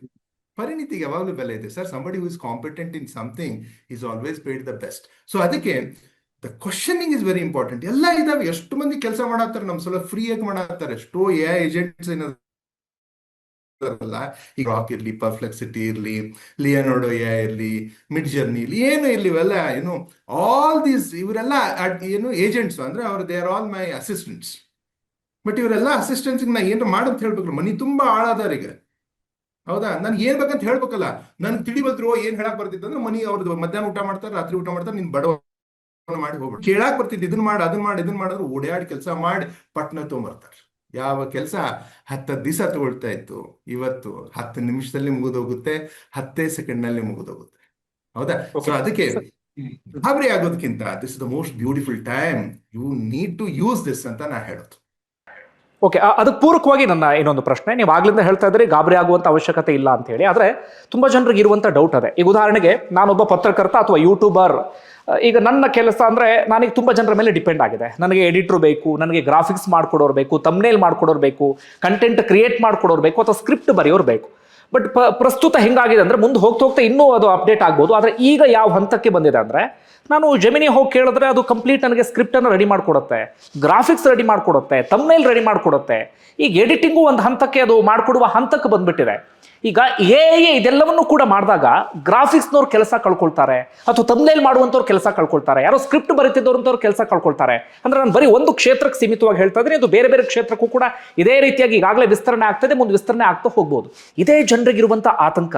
ಈ ರೀತಿಯಾಗಿ ಅಂದ್ರೆ, ಇದು 10 ಗಂಟೆಯ ಕೆಲಸವನ್ನ ಅರ್ಧ ಗಂಟೆ ಮುಗಿಸ್ತಾ ಇದೆ, 100 ಜನರ ಕೆಲಸವನ್ನ ಇದೊಂದು ಮಾಡ್ತಾ ಇದೆ. ಹಾಗಾದ್ರೆ ಮನುಷ್ಯರ ಕತೆ ಏನು? ಕಂಪ್ಲೀಟ್ ಆಗಿ ಇದು ಅಂದ್ರೆ ಮನುಷ್ಯ ಕಾರ್ಮಿಕರು ಅಂತ ಏನ್ ಕರಿತಾ ಇದ್ವಿ, ಅವ್ರನ್ನ ರಿಪ್ಲೇಸ್ ಮಾಡ್ತಾ ಇದೆಯಾ ಈ ಯಂತ್ರ ಕಾರ್ಮಿಕರು ಅನ್ನೋದು ಈಗಿರುವಂತ ಪ್ರಶ್ನೆ. ವೆರಿ ಗುಡ್ ಸರ್, ಕರೆಕ್ಟ್ ಇದೆ. ಓಕೆ, ಇದು ಸಹಜ ವಿಚಾರ. ಲೈಕ್ ಹೌದು, ಮತ್ತೆ ನಾನು ಮಾಡೋ ಕೆಲಸ ಅದ್ ಮಾಡ್ಬಿಟ್ರೆ ನಾ ಏನ್ ಮಾಡ್ಲಿ ಅನ್ನೋದು ಬರುತ್ತೆ. ಹಾಗೇನೆ ಸ್ವಲ್ಪ ದಿವಸ ಹಿಂದೆ ಯಾವಾಗ ಕಂಪ್ಯೂಟರ್ಸ್ ಬಂತು, ಕಂಪ್ಯೂಟರ್ ಬಂದಾಗ ಒಂದು ಎಕ್ಸಾಂಪಲ್ ತಗೊಳ್ಳೋಣ. ಕಂಪ್ಯೂಟರ್ ಬಂದಾಗ ಇನ್ಮೇಲಿಂದ ಕಂಪ್ಯೂಟರ್ ಬಂದ್ಮೇಲೆ ಅಕೌಂಟೆಂಟ್ಸ್ಗೆ ಕೆಲಸನೇ ಇಲ್ಲ, ಆಫೀಸ್ನಲ್ಲಿ ಕೆಲಸ ಮಾಡೋರ್ ಕೆಲಸನೇ ಇಲ್ಲ, ಎಲ್ಲ ಕಂಪ್ಯೂಟರ್ ಮಾಡಿ ಮುಗಿಸುತ್ತೆ ಅಂತ ಹೇಳಿ. ಕಂಪ್ಯೂಟರ್ ಬಂದ್ಮೇಲೆ ಎಷ್ಟೋ ಹೊಸ ಅಕೌಂಟ್ಗಳು ಬೇಕಾದ್ರು, ಹಳೆ ಅಕೌಂಟೆಂಟ್ಗಳು ಬಿಟ್ಟು ಹೊಸ ಅಕೌಂಟ್ಗಳು ಬೇಕಾಯ್ತು. ಯಾರು ಪುಸ್ತಕದಲ್ಲಿ ಡಾಟಾ ಎಂಟ್ರಿ ಮಾಡ್ತಾ ಇದ್ರು ಅವ್ರು ಬ್ಯಾಡ್ ಆದ್ರು, ಕಂಪ್ಯೂಟರ್ನಲ್ಲಿ ಎಂಟ್ರಿ ಮಾಡೋರು ಬೇಕಾದ್ರು. ಟ್ಯಾಲಿ ಬಂತು, ಟ್ಯಾಲಿ ಅಂತ ಬಂತು, ಇನ್ನೊಂದು ವಿಂಗ್ಸ್ ಅಂತ ಬಂತು. ಇವೆಲ್ಲ ಹೊಸ ಸಾಫ್ಟ್ವೇರ್ ಅದ್ರಲ್ಲಿ ಬಂದಿರೋದ್ರಿಂದ ಅದನ್ನು ಉಪಯೋಗ ಮಾಡುವಂತ ಮನುಷ್ಯ ಬೇಕಾಗ್ತಾನೆ. ಜೆಮಿನಿ ಇದೆ ಇವತ್ತು. ಜೆಮಿನಿಗೆ ಪ್ರಾಂಪ್ಟ್ ಕೊಡೋರು ಯಾರು ಸರ್? ಅದನ್ನ ರೆಡಿ ಮಾಡೋರು ಯಾರು? ಗೊತ್ತಾಯ್ತಾ? ಸೊ ಅದಕ್ಕೆ ರಿಸರ್ಚ್ ಏನ್ ಹೇಳುತ್ತೆ, ಏನು ಪ್ರೆಡಿಕ್ಷನ್ಸ್ ಏನ್ ಹೇಳ್ತಾವೆ, ಓಕೆ, ಏನ್ ಹೇಳ್ತದೆ ಅಂದ್ರೆ ಅರೌಂಡ್ 86 ಮಿಲಿಯನ್ ಜಾಬ್ಸ್ ಹೋಗ್ತವೆ. They will go. ಹೌದಾ? ಹೊಸ ಜಾಬ್ಸ್ ಎಷ್ಟು ಬರ್ತವೆ ಅಂದ್ರೆ 97 ಮಿಲಿಯನ್ ಜಾಬ್ಸ್ ಬರ್ತವೆ ಹೊಸ. ಅಂದ್ರೆ ಮಾರ್ಪಾಡಾಗ್ತವೆ ಅಲ್ಲಿ. ಅಂದ್ರೆ ಯಾವ ವ್ಯಕ್ತಿ ಹೆಂಗಿದ್ದಾನೆ ಹಂಗೆ ಇದ್ದಾನೆ, ಟ್ರೆಡಿಷನಲ್ ಆಗಿದ್ದಾನೆ. ಇನ್ನೊಬ್ಬ ವ್ಯಕ್ತಿ AI ಕಲ್ತಿದ್ದಾನೆ. ಈ AI ಕಲ್ತ ವ್ಯಕ್ತಿ ಈ ವ್ಯಕ್ತಿನ ರಿಪ್ಲೇಸ್ ಮಾಡ್ತಾರೆ ಅಷ್ಟೇ. ಹೌದಾ ಸರ್? ಇದು 100 ವರ್ಷಗಳಿಂದ ನಡೆದಿದೆ, ಇದೇನು ಹೊಸದಿಲ್ಲ. ಹೌದಾ? 100 ವರ್ಷಗಳಿಂದ ನಡೆದಿದೆ. ಯಾವಾಗ ನೀ ಏನ್ ಕಲಿಯೋದಿಲ್ಲ, ಕಲ್ತವನು ಕಲಿಯೋದಿಲ್ಲದ ಅವನ್ನ ರಿಪ್ಲೇಸ್ ಮಾಡೇ ಮಾಡ್ತಾನೆ. ಸೊ ಈಗ 97 million jobs are going to come in a different way. ಅಂದ್ರೆ ಹೊಸ ಶೇಪ್ ತಗೊಳ್ತವೆ ವಿತ್ AI. ಹೌದಾ? ಈಗ ಫಾರ್ ಎಕ್ಸಾಂಪಲ್ ನಾ ಶಿಕ್ಷಣ ಕ್ಷೇತ್ರದಲ್ಲಿ ಇದ್ದೇನೆ. ಈಗ ಟ್ರೆಡಿಷನಲ್ ಟೀಚರ್ ಇದ್ದಾರೆ, ಅವರೆಲ್ಲ ಜಾಬ್ ಕಳ್ಕೊಂಡ್ಬಿಡ್ತಾರ? ಕಳ್ಕೊತಾರೆ. AI ಟೀಚರ್ ಆಗ್ಬೇಕು ಅವ್ರು. ಬರೇ AI ಟೀಚರ್ ಅಂದ್ರೆ ಯಾರಪ್ಪ? ಟ್ರೆಡಿಷನಲ್ ಟೀಚರ್ಗೆ AI ಟೀಚರ್ಗೆ ಡಿಫ್ರೆನ್ಸ್ ಏನಂದ್ರೆ, ಟ್ರೆಡಿಷನಲ್ ಟೀಚರ್ಗೆ ಚಾಕು ಬೋರ್ಡ್ ಎಲ್ಲ ಬಂತು, ಸ್ಮಾರ್ಟ್ ಬೋರ್ಡ್ ಯೂಸ್ ಮಾಡ್ಲಿಕ್ಕೆ ಬರೋದಿಲ್ಲ, ಏನಿಲ್ಲ, ಬಟ್ ಒಳ್ಳೆ ಕ್ಲಾಸ್ ತಗೊಳ್ತಾರೆ. ವಂಡರ್ಫುಲ್, ಅವ್ರನ್ನ ಅಪ್ರಿಷಿಯೇಟ್ ಮಾಡೋಣ. ಬಟ್ ಮಕ್ಕಳು ಅಲ್ಲಿ ಮುಂದೆ ಕೂತ್ಕೊಂಡು ಮಕ್ಕಳು ಎಲ್ಲರಿಗೂ ಈಗ ಎ ಬಂದ್ಬಿಟ್ಟಿದೆ, ಎಲ್ಲ ಬಂದಿದೆ, ಮೊಬೈಲ್ ಯೂಸ್ ಮಾಡ್ತಾ ಇದ್ದಾರೆ ಮನೆಯಲ್ಲಿ. ಚಿಕ್ಕ ಚಿಕ್ಕ ಮಕ್ಕಳು ನಮ್ಗಿಂತ ಜಾನ ಇದ್ದಾರೆ ಇವತ್ತು. They are going to use A I, you can't stop them. ಬಹಳ ಜನ ಹೇಳ್ತಾರೆ ಮೊಬೈಲ್ ಬಂದು ಮಕ್ಕಳನ್ನ ಹಾಳು ಮಾಡಿದೆ. ನಾಟ್ ಮೊಬೈಲ್ ಬಂದು ಮಕ್ಕಳನ್ನ ಹಾಳು ಮಾಡಿಲ್ಲ. ಮೊಬೈಲ್ ಅನ್ನು ಇವ್ರು ಯೂಸ್ ಮಾಡತ್ತಿಲ್ಲ, ಮೊಬೈಲ್ ಇವ್ರನ್ನ ಯೂಸ್ ಮಾಡತ್ತಿತ್ತು, ಅದಕ್ಕೆ ಹಾಳ ಆಗ್ತಾರ ಅವ್ರು. ಗೊತ್ತಿತ್ತಾ? You should use the mobile. ಯಾರ್ಯಾರು ಮೊಬೈಲ್ ಅನ್ನು ಯೂಸ್ ಮಾಡ್ತಾ ಇದ್ದಾರೆ ಕೋಟ್ಯಾಧಿಪತಿ ಆಗಿದ್ದಾರೆ. ಹೌದಾ? ಈಗ ಥರ್ಡ್ ಐ ಮೊಬೈಲ್ ಅನ್ನು ಯೂಸ್ ಮಾಡ್ತಾ ಇದೆ, ಅದಕ್ಕೆ ಜಗತ್ತಿಗೆ ಮುಟ್ತಾ ಇದೆ ಇವತ್ತು. ಹೌದಾ ಸರ್? ನೀ ಯೂಸ್ ಮಾಡಿಲ್ಲ ಮೊಬೈಲ್ ನಿಮ್ನ ಯೂಸ್ ಮಾಡ್ತೈತಿ ಅಷ್ಟೇ. ಹೌದಾ? ಸೊ ಈಗ ಟ್ರೆಡಿಷನಲ್ ಟೀಚರ್ ಹಿಂಗೆ ಇಲ್ಲ, ಹಿಂಗೆ ಇರ್ತೇನೆ ಅಂತ ಕೂತ್ಕೊಂಡ್ರೆ, right, one day AI will not replace him, children will replace him. ಬೇಡ ಸರ್, ಅವರೆಲ್ಲ ಓಲ್ಡ್ ಟೈಪ್, ಅವ್ರು ಏನ್ ನಾವು ಹೇಳಿದ್ ಕೇಳೋದಿಲ್ಲ, ಓಕೆ, ತಮ್ಮದೇ ಹೇಳ್ಕೊಂತ ಹೋಗ್ತಾರೆ, ನಮ್ಗೆ ಅಂತ ಟೀಚರ್ ಆದ್ರೆ ಆಗೋದಿಲ್ಲ ಅಂತ ಹುಡುಗರು ಬಂದು ಕಂಪ್ಲೇಂಟ್ ಮಾಡ್ತವೆ. ಅವ ಮ್ಯಾನೇಜ್ಮೆಂಟ್ ಅವರು, ಬೇಡಮ್ಮ ನೀವು ಒಳ್ಳೆ ಟೀಚರು, ನಿಮ್ಗೆ ಸನ್ಮಾನ ಮಾಡಿ ಕಳಿಸ್ತೇವೆ, ನನಗೆ AI ಟೀಚರ್ ಬೇಕು, ಇಲ್ಲಾಂದ್ರೆ AI ಕಲ್ಕೊಂಡ್ ಬನ್ನಿ, ನಿಮ್ನೆ ಕಂಟಿನ್ಯೂ ಮಾಡ್ತೇವೆ. So next AI teacher will come. ಹೌದಾ? AI ಟೀಚರ್ಗೂ ಅಲ್ಲೇ ನಿಂದಿರ್ತಾರ? ಇಲ್ಲ, ಅದು ನೆಕ್ಸ್ಟ್ ಎಜುಕೇಶನ್ ಅಂತೂ it is going to bombard this education. ಎಷ್ಟು ಪ್ರಯತ್ನ ಪಾಲಿಟಿಷಿಯನ್ಸ್ ಮಾಡಲಿಲ್ಲ, ಗೌರ್ಮೆಂಟ್ ಮಾಡಲಿಲ್ಲ, ಅವ್ರು ಹಿಂಗೆ ಮಾಡಿದ್ರು ಹಿಂಗೆ ಮಾಡಿಲ್ಲ. ಇಲ್ಲ, AI ಬಹಳ ಚೆನ್ನಾಗಿ ಮಾಡಿಬಿಡುತ್ತೆ ಸರ್. AI ಟೀಚರ್ನಿಂದ AI ಟ್ಯೂಟರ್ಸ್ ಬರ್ತಾರೆ. New type of tutors will come now. Like AI tutor, may be ನಾನು ಇದನ್ನ ಗೆಸ್ ಮಾಡ್ತಾ ಇದ್ದೇನೆ, ಬಟ್ ಇಟ್ ವಿಲ್ ಹ್ಯಾಪನ್ 100%. ಇನ್ನೊಂದು ಸ್ವಲ್ಪ ದಿವಸದಲ್ಲಿ maybe Shahrukh Khan will teach physics. You may be surprised. Deepika Padukone may teach biology ಕಲಿಸ್ಬೋದು. ಹೌದಾ ಸರ್? ಏನಿದೆ ಅದರಲ್ಲಿ, ಏನಿದೆ? ದೀಪಿಕಾ ಪಡುಕೋನೆ ಪ್ರೋಟೋಟೈಪ್ ಬರುತ್ತೆ, ಪ್ರೋಟೋಟೈಪ್ ಬಂದು ಬಯಾಲಜಿ ಸಬ್ಜೆಕ್ಟ್ ಅದಕ್ಕೆ ಇಂಟಿಗ್ರೇಟ್ ಆಗುತ್ತೆ. AI ಆ ಪ್ರೋಟೋಟೈಪ್ಗೆ, ಆ ಕ್ಲೋನ್ಗೆ, ಅವಳ ವಾಯ್ಸ್ಗೆ, ಈ ಸಬ್ಜೆಕ್ಟ್ಗೆ ಲಿಂಕ್ ಮಾಡಿ ಕಲಿಸುತ್ತೆ. ಪ್ಲಸ್ ಇಂಡಿವಿಜುವಲೈಸ್ಡ್ ಆಗುತ್ತೆ. ಸಪೋಸ್ ನಾನು ಮಹೇಶ್, ಈಗ ನಾನು ಕೋರ್ಸ್ ಜಾಯ್ನ್ ಆಗ್ತಾ ಇದ್ದೇನೆ, ದೀಪಿಕಾ ಪಡುಕೋನೆ ಬಯಾಲಜಿ ಆನ್ ಅಮೆಜಾನ್ ಅಲ್ಲಿ ಇದ್ದಾರೆ ಅಂತೇಳಿ. ಅಮೆಜಾನ್ ಅಲ್ಲಿ ಸೇಲ್ ಆಗ್ತವೆ, ಇವೆಲ್ಲ ಸೇಲ್ ಆಗ್ತವೆ, ನೋಡ್ಕೊಂತ ಇರಿ ಸರ್. ಅದೇ ಬದಲಾವಣೆ, ಅದಕ್ಕೆ ಎಕ್ಸೈಟ್ಮೆಂಟ್ ಇದು. ಗೊತ್ತಾಯ್ತಾ? ಸೊ ನಾನು ಬಯಾಲಜಿ ಯಾಕೆ ತಿಳಿತಾ ಇಲ್ಲ ನನಗೆ, ನಾನು ನೀಟ್ ಎಕ್ಸಾಮ್ ಬರೀಬೇಕು, ಬಹಳ ಕಷ್ಟ ಆಗ್ತಿದೆ. ನಮ್ಮ ರೆಗ್ಯುಲರ್ ಟೀಚರು, ಟ್ರೆಡಿಷನಲ್ ಟೀಚರು ಕಲಿಸ್ತಾ ಇಲ್ಲ. ನಾನು ಟ್ಯೂಷನ್ ಹೋಗ್ಬೇಕಂದ್ರೆ ಸಮಯ ಇಲ್ಲ. ಬಟ್ ನನಗೆ ಏನಾದರೂ ಒಂದು ಸ್ವಲ್ಪ ಅಟ್ರಾಕ್ಟಿವ್ ಆಗಿ, ನಾನು ಭಾಳ ಈಸಿಯಾಗಿ ಕಲಿಬೇಕು ಅಂದ್ರೆ, ಅಲ್ಲಿ go to Amazon, go to Deepika Padukone and click it. ಅದಕ್ಕೊಂದು ಏನೋ ಬೆಲೆ ಇರುತ್ತೆ, ಬೆಲೆನೂ ಭಾಳ ಇರುತ್ತೆ ಸ್ಟಾರ್ಟಿಂಗ್. ಯಾಕಂದ್ರೆ ಹೊಸದಿದ್ದಾಗ ರೊಕ್ಕ ಚಲೋ ತಗೋತಾರೆ, ಅವ್ರ ಕಂಪ್ನಿ ಉದ್ಧಾರ ಆಗ್ಬಿಡ್ತಾರೆ. ಸೊ ಅಲ್ಲಿ ಹೋಗಿ ಕ್ಲಿಕ್ ಮಾಡಿದ್ಮೇಲೆ, then that AI tool will analyse me first. ನಂದೇನು ಲರ್ನಿಂಗ್ ಸ್ಟೈಲ್ ಇದೆ, ನಾನು ಹೆಂಗೆ ಕಲೀಲಿಕ್ಕೆ ಬಯಸ್ತೇನೆ, ನಾ ವಿಡಿಯೋ ನೋಡಿ ಕಲೀಲಿಕ್ಕೆ ಬಯಸ್ತೇನೆ, ಬರೀ ಕೇಳಿಸ್ಕೊಂಡು ಕಲಿಸ್ಲಿಕ್ಕೆ ಬರ್ತೇನೆ, ಏನಾದರೂ ಮಾಡಿ ಕಲಿಸ್ತೇನೆ, ಇದನ್ನೆಲ್ಲ ಅನಾಲಿಸಿಸ್ ಮಾಡ್ತೈತೆ. ನನ್ನ ಲರ್ನಿಂಗ್ ಸ್ಟೈಲ್, ನನ್ನ ಪರ್ಸನಾಲಿಟಿನ ಅನಾಲಿಸಿಸ್ ಮಾಡಿ ಅದನ್ನ ಅಲ್ಲಿ ಕೊಡುತ್ತೆ. ಅದು AI ಕೊಡುತ್ತೆ. AI ನನ್ನ ಪರ್ಸನಾಲಿಟಿಗೆ ಅನುಗುಣವಾಗಿ ಆ ಲೆಸನ್ ಪ್ಲಾನ್ ಅನ್ನ ರೆಡಿ ಮಾಡುತ್ತೆ. ದೀಪಿಕಾ ಪಡ್ಕೊಂಡಿದ್ದು ಕ್ಲೋನು ನನಗೆ, hey Mahesh, how are you, shall we start a biology class ನಾವು? ಬಹಳ ಈಸಿ ಇದೆ ಕಣೋ ಇದು. ಕನ್ನಡದಲ್ಲಿ ಹೇಳ ನಿಮಗೆ? ಇಲ್ಲ ತಮಿಳಲ್ಲಿ ಹೇಳ, ತಮಿಳಲ್ಲಿ ಪೇರ್. ಇವೆಲ್ಲ any language it can, and it will not lose patience like regular teacher. And ನಕ್ಕೊಂತೆ ತಿಳಿಲಿಲ್ವಾ, don't worry, I will teach you once again ಅಂತ ಹೇಳುತ್ತೆ. ಸೊ ಮನೆಯಲ್ಲಿ ಮಕ್ಕಳು ಇಂಡಿವಿಜುವಲ್ ಟ್ಯೂಟರ್ ನಿಂದ ಕಲಿತಾರೆ ಸರ್. ಟ್ಯೂಷನ್ ಕ್ಲಾಸಸ್ ಮನೆಯಲ್ಲಿ ಬರ್ತವೆ, ಲ್ಯಾಪ್ಟಾಪ್ ನಲ್ಲಿ ಕುತ್ಕೊಂಡು ಕಲಿತಾರೆ. Is it not an exam? Okay sir, ಅಲ್ಲ, ನೀವು ಹೇಳ್ತಾ ಇದ್ದಾಗ ಒಂಥರ ಎಕ್ಸೈಟ್ಮೆಂಟ್, ಮುಂದೆ ಎಂತ ಬದಲಾವಣೆ ಆಗ್ಬೋದು, ಎಂತ ರೂಪಾಂತರ ಆಗ್ಬಹುದು ಎನ್ನುವ ರೀತಿಯಲ್ಲಿ. ಸರ್, ನಂದು ಇನ್ನೊಂದು ಪ್ರಶ್ನೆ, ಸ್ವಲ್ಪ ಸುದೀರ್ಘವಾಗಿರುತ್ತೆ ಪ್ರಶ್ನೆ. ನಾನು ಏನ ಕೇಳ್ಬೇಕು ಅನ್ಕೊಂಡು ಎಲ್ಲವನ್ನು ಒಟ್ಟಿಗೆ ಕೇಳ್ಬಿಡ್ತೀನಿ ಒಂದೇ ಪ್ರಶ್ನೆಯಲ್ಲಿ. ಈಗ ಬಹಳ ಚರ್ಚೆ ಆಗ್ತಿರೋದು ಈ IT ಗೆ ಸಂಬಂಧಪಟ್ಟ ಹಾಗೆ. ಬೆಂಗಳೂರು ಅಂದಾಗ ನಮಗೆ ನೆನಪಾಗೋದೇ IT-BT ಎನ್ನುವಂಥ ಮಾತನ್ನು ಹೇಳ್ತೀವಿ. ಈಗ ಉದ್ಯಮಿ ವಿನೋದ್ ಖೋಸ್ಲಾ ಒಂದು ಮಾತನ್ನು ಹೇಳ್ತಾ ಇದ್ರು. ಭಾರತೀಯ ಮೂಲ ಅಮೆರಿಕನ್ ಉದ್ಯಮಿ ಅವರು ಹೇಳ್ತಾ ಇದ್ರು, ಒಂದು 5 ವರ್ಷಕ್ಕೆ IT ಅನ್ನೋದು ಇರೋದಿಲ್ಲ, BPO ಅನ್ನೋದು ಇರೋದಿಲ್ಲ, ಯಾವುದು ಕೂಡ ಇರೋದಿಲ್ಲ, ಎಲ್ಲ ಬದಲಾವಣೆ ಆಗುತ್ತೆ, ನಾವು ಅದಕ್ಕೆ ಅನಿವಾರ್ಯವಾಗಿ ಒಗ್ಗಿಕೊಳ್ಳಲೇಬೇಕು ಎನ್ನುವಂಥ ಮಾತನ್ನು ಒಂದು ಕಡೆಯಿಂದ ಹೇಳಿದ್ರು. ಮತ್ತೊಂದು ಕಡೆಯಿಂದ ಈ ಆಂಥ್ರೋಪಿಕ್ನ ಹೊಸ ಟೂಲ್ ಕ್ಲಾಡ್ ಕೋವರ್ಕ್ ಬಗ್ಗೆ ನಾವೆಲ್ಲರೂ ಕೂಡ ಚರ್ಚೆ ಮಾಡ್ತಾ ಇದ್ದೀವಿ. ಜೊತೆಗೆ ಶೇರ್ ಮಾರ್ಕೆಟ್ನಲ್ಲಿ ಈ IT ಸಂಬಂಧಪಟ್ಟಾಗ ಏನಾಯಿತು ಅದನ್ನು ಕೂಡ ಗಮನಿಸಿದ್ವಿ. ಈಗ ಒಂದು ಸಹಜವಾಗಿ ಒಂದು ಆತಂಕ ಶುರುವಾಗಿದೆ. ಈಗ ಯಾರು ಇಂಜಿನಿಯರಿಂಗ್ ಕೋರ್ಸ್ ಅನ್ನ ಮಾಡ್ತಿದ್ದಾರೋ ಅವರಿಗೂ ಒಂದು ಆತಂಕ, ಜೊತೆಗೆ ಈಗಾಗಲೇ IT-ಯಲ್ಲಿ ಯಾರು ಕೆಲಸ ಮಾಡ್ತಿದ್ದಾರೆ ಅವರಿಗೂ ಒಂದು ಆತಂಕ ಶುರುವಾಗ್ಬಿಟ್ಟಿದೆ. ನಮ್ಮನ್ನೇನಾದ್ರೂ ಕೆಲಸದಿಂದ ತೆಗೆದು ಹಾಕಿಬಿಡ್ತಾರ, ನಮ್ಮ ಕೆಲಸವನ್ನ ಈ AI ಮಾಡೋದಕ್ಕೆ ಶುರು ಮಾಡ್ಕೊಂಡು ಬಿಟ್ಟಿದೆ. ಈಗ ಹೊಸ ಟೂಲ್ ಏನು ಬಂದಿದೆ ಅದು ನಮ್ಮ ಕುರ್ಚಿಯಲ್ಲೇ ಕೂರೋದಕ್ಕೆ ಶುರು ಮಾಡ್ಕೊಂಡು ಬಿಟ್ಟಿದೆ. ನಾನು ಕುರ್ಚಿಯಲ್ಲಿ ಕೂತ್ಕೊಂಡು ಏನು ಕೆಲಸ ಮಾಡ್ತಾ ಇದ್ದೆ ಆ ಕೆಲಸವನ್ನು ಅದೇ ಮಾಡ್ತಾ ಇದೆ. ನನ್ನ ಕತೆ ಏನು ಅಂತ ಹೇಳಿ. ಸರ್, ಈ ಸಾಫ್ಟ್ವೇರ್ ಅಥವಾ IT-ಗೆ ಬಂದಾಗ ನೀವು ಯಾವ ರೀತಿ ಇದನ್ನು ವಿಶ್ಲೇಷಣೆ ಮಾಡ್ತೀರಿ? ಅಂದ್ರೆ ಈ ಸಾಫ್ಟ್ವೇರ್ IT ಅಂದ್ರೆ ಬರೀ ಅಷ್ಟು ಸೀಮಿತವಾಗಿ ನಾವು ನೋಡೋಕ್ಕಾಗಲ್ಲ. ಇದು ಬೆಂಗಳೂರು ಅಂದಾಗಲೇ ನಮಗೆ ಈ IT ಸಾಫ್ಟ್ವೇರ್ ಎಲ್ಲವೂ ಕೂಡ ನೆನಪಾಗುತ್ತೆ. IT ಸಾಫ್ಟ್ವೇರ್ ಉದ್ಯೋಗಿಗಳಿಗೆ ಏನಾದರೂ ಆಯಿತು ಅಂದ್ರೆ ಬೆಂಗಳೂರಿಗೆ ಏನಾದರೂ ಸಮಸ್ಯೆ ಆಗ್ಬೋದು, ಅವ್ರು ಮತ್ತೆ ಹಳ್ಳಿ ಕಡೆ ಏನಾದರೂ ವಲಸೆ ಹೋಗೋ ಪರಿಸ್ಥಿತಿ ನಿರ್ಮಾಣ ಆಗುತ್ತಾ? ಇಂತಹ ಚರ್ಚೆಯೂ ಕೂಡ ಇದೆ. ನೀವು ಇದನ್ನು ಯಾವ ರೀತಿ ಅಂದಾಜು ಮಾಡ್ತೀರಿ ಅಥವಾ ಯಾವ ರೀತಿ ವಿಶ್ಲೇಷಣೆ ಮಾಡ್ತೀರಿ? ಸರ್, ಎಲ್ಲ ಇಂಡಸ್ಟ್ರಿದು ಒಂದು ಸಮಯ ಇರುತ್ತೆ. ಹೌದಾ? ಐ ಟಿ ಇಂಡಸ್ಟ್ರಿಯವರು ಒಂದು ಸಮಯದಲ್ಲಿ ಬಹಳ ಚೆನ್ನಾಗಿ ಅರ್ನ್ ಮಾಡಿದ್ರು, ಬೆಸ್ಟ್ ಆಗಿದ್ರು, ಎಲ್ಲ ಮಾಡಿ ಒಂದು ಪೀಕಿಗೆ ಬಂದ್ರು. ಹುಟ್ಟಿದ್ದು ಬೆಳಿಬೇಕು, ಬೆಳೆದಿದ್ದು ಕೆಳಗಡೆ ಇಳಿಲೇಬೇಕು. ಗೊತ್ತಾಯ್ತಾ ಸರ್? ಸೊ ಅದಕ್ಕೆ ಈಗ ಸಡನ್ಲಿ ಹಿಂಗ್ ಆಗಿದೆ ಅಂತಿಲ್ಲ. ನಾವೆಲ್ಲ ಅಜ್ಞಾನದಿಂದ ಕೂಡಿದವ್ರು, ಯಾಕೆ ನಾವು ಐ ಟಿ ಸೆಕ್ಟರ್ನಲ್ಲಿಲ್ಲ. ಐ ಟಿ ಸೆಕ್ಟರ್ನಲ್ಲಿ ಇದ್ದವರು ಫುಲ್ ಜ್ಞಾನದಿಂದನೇ ಇದ್ರಲ್ಲ. ಎ ಐ ಏನಾಗುತ್ತೆ, ಎ ಐ ಯಾವಾಗ ಬಂತು, 2021ರಿಂದ ಇದು ಚಾಲೂನೇ ಇದೆ. ಹೌದಾ? ಚಾಟ್ ಜಿ ಪಿ ಟಿ ಬಂತು, ಇದರಿಂದ ಏನೇನಾಗ್ತದೆ. ಈ 3-4 ವರ್ಷದಲ್ಲಿ ಅವರೆಲ್ಲ ಅಪ್ಗ್ರೇಡ್ ಆಗಿದ್ರು ಅಂದ್ರೆ ಅವ್ರಿಗೆ ಯಾರಿಗೂ ಚಿಂತೆ ಇರೋದಿಲ್ಲ. ಅದೇನಾಗುದಿಲ್ಲ ಬಿಡ, ಮಾಡೋನ್ ತಗೋ, ಅವ್ನು ನೋಡಿದ್ರಾತ, ಬಂದಾಗಾದ್ರಾತ ಅಂತ ಹೇಳಿ ಯಾರಾದ್ರೂ ಕುಂತಿದ್ರೆ ಅವರೆಲ್ಲ ಪ್ಯಾನಿಕ್ ಆಗೇ ಆಗ್ತಾರೆ. ಆಗ್ಬೇಕು, ಮತ್ತೆ ಏನು ಸಹಜ ಸರ್, ಇದೆಲ್ಲ ಸಹಜ ಸರ್, ಆಗ್ಲೇಬೇಕು. ಹೌದಾ? ಸೊ ಆ ಇಂಡಸ್ಟ್ರಿ ಇಷ್ಟು ಬೆಳೆದಿತ್ತು ಅಂತಂದ್ರೆ, ಓಕೆ, ಐ ಟಿ ಇಂಡಸ್ಟ್ರಿ ಅವರು ಒಳ್ಳೆ ಕೆಲಸ ಮಾಡಿದ್ರು. ಪೂರಾ ಜಗತ್ತಿಗೆ ಭಾರತವನ್ನು ಪರಿಚಯ ಮಾಡಿಕೊಟ್ರು. ಇನ್ಫೋಸಿಸ್ ಅಂತ ಕಂಪ್ನಿ, ಟಿ ಸಿ ಎಸ್ ಅಂತ ಕಂಪ್ನಿ, ಆಮೇಲೆ ವಿಪ್ರೋ ಅಂತ ಕಂಪ್ನಿ ಒಂದೊಂದು ಸಮಯಕ್ಕೆ 2.5 ಲಕ್ಷ ಜನರನ್ನ ಎಂಪ್ಲಾಯ್ಮೆಂಟ್ ಕೊಟ್ಟಿದ್ದಾರೆ. ಭಾರತದಲ್ಲಿ ಜಾಬ್ ಬರೋದೇ ಒಂದು 8-10 ಲಕ್ಷ ಜನಕ್ಕೆ ಪ್ರತಿ ವರ್ಷ. ಹೊಸ ಜಾಬ್ ಕ್ರಿಯೇಟ್ ಆಗೋದು 1 ಕೋಟಿ ಯುವಕರು, ಓಕೆ, ಗ್ರಾಜುಯೇಟ್ಸ್ ಆಗ್ತಾರೆ. ಬಟ್ ಜಾಬ್ ಸಿಗೋದು 8-10 ಲಕ್ಷ ಜನರಲ್ಲಿ. ಅದರಲ್ಲಿ 2.5 ಲಕ್ಷ ಜನರ ಮಟ್ಟ ಇವ್ರು 3 ಕಂಪ್ನಿಯವ್ರು ಕೊಡ್ತಾ ಇದ್ರು ಒಂದು ಸಮಯಕ್ಕೆ. ಹೌದಾ? ಸೊ ಅದೊಂದು ಇಂಡಸ್ಟ್ರಿ, ಅದು ಬೆಳೀತದು. ಈಗ go to any engineering college, mechanical engineering ಅಷ್ಟು ಜಾಬ್ ಇಲ್ಲ ಇವತ್ತು. ಸಿವಿಲ್ ಇಂಜಿನಿಯರ್ ಎಲ್ಲ ಕೆಳಗಡೆ ಬಿದ್ದಿದೆ ಅಂತ ಎಲ್ಲ ಹೇಳ್ತಾ ಇದ್ರು. ಮತ್ತೆ ಐ ಟಿ ಇಂಡಸ್ಟ್ರಿ ಬೀಳ್ಕೊಳ್ತಾ ಬಿದ್ದಿದೆ, ಅವ್ರದ್ದು ಸಮಯ ಬಂದಿದೆ, ಈಗ ಕೆಳಗಡೆ ಹೋಗ್ತಾ ಇದ್ದಾರೆ. ಯಾಕಂದ್ರೆ ಅವ್ರು ಮಾಡೋ ಕೆಲಸ ಏನು, ಕೋಡಿಂಗ್ ಮಾಡ್ತಾ ಇದ್ರು, ಅದನ್ನ ಬಹಳ ಸರಳವಾಗಿ ಮಾಡಿಕೊಡುತ್ತೆ. ಸೊ ನ್ಯಾಚುರಲಿ ಈಗ ಐ ಟಿ ನಲ್ಲಿ ಇದ್ದವನು ಏನ್ ವಿಚಾರ ಮಾಡಬೇಕು, ಹೌದು ನಾನು ಕೋಡಿಂಗ್ ಲೆವೆಲ್ ಮಟ್ಟ ಬಂದಿದ್ದೇನೆ, ಈಗ ನೆಕ್ಸ್ಟ್ ಲೆವೆಲ್ ನಾ ಏನ್ ಮಾಡ್ಬೇಕು ಅಂತ ಚಿಂತನೆ ಮಾಡಬೇಕು. ಬ್ಲಾಕ್ ಚೈನ್ ಮ್ಯಾನೇಜ್ಮೆಂಟ್ ಇದೆ, ಬಿಗ್ ಡಾಟಾ ಇದೆ, okay. So there are so many new things coming, like okay, agentic ಇದೆ, ಓಕೆ, ಸಿಂಥೆಟಿಕ್ ಅಂತ ಬರ್ತಾ ಇದೆ. Why don't you upgrade and upskill ಮಾಡಿಕೊಂಡು you need to match it. ಹೌದಾ?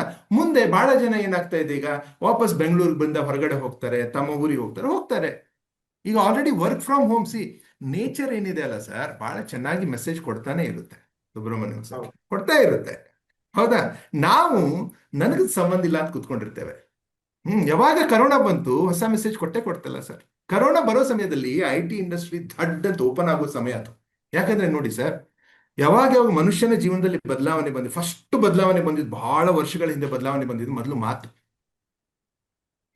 Man started speaking. ಹೌದಾ? ಮೊದಲಿಲ್ಲ ಸೊನ್ನೆಯಲ್ಲಿದ್ವಿ ನಾವೆಲ್ಲ, ಪ್ರಾಣಿಗತೆ ಇದ್ವಿ ನಾವು. ಬಟ್ ಮಾತು ಯಾವಾಗ ಬಂತು, ದಟ್ ವಾಸ್ ಫಸ್ಟ್ ಟ್ರಾನ್ಸ್ಫಾರ್ಮೇಶನ್. ಗೊತ್ತಾಯ್ತಾ? ಮಾತಾದ್ಮೇಲೆ ನೆಕ್ಸ್ಟ್ ಟ್ರಾನ್ಸ್ಫಾರ್ಮೇಶನ್ ಬಂದಿದೆ ಏನಂದ್ರೆ ರೈಟಿಂಗ್, ಬರೆಯೋದನ್ನ ಕಲ್ತ ಮನುಷ್ಯ.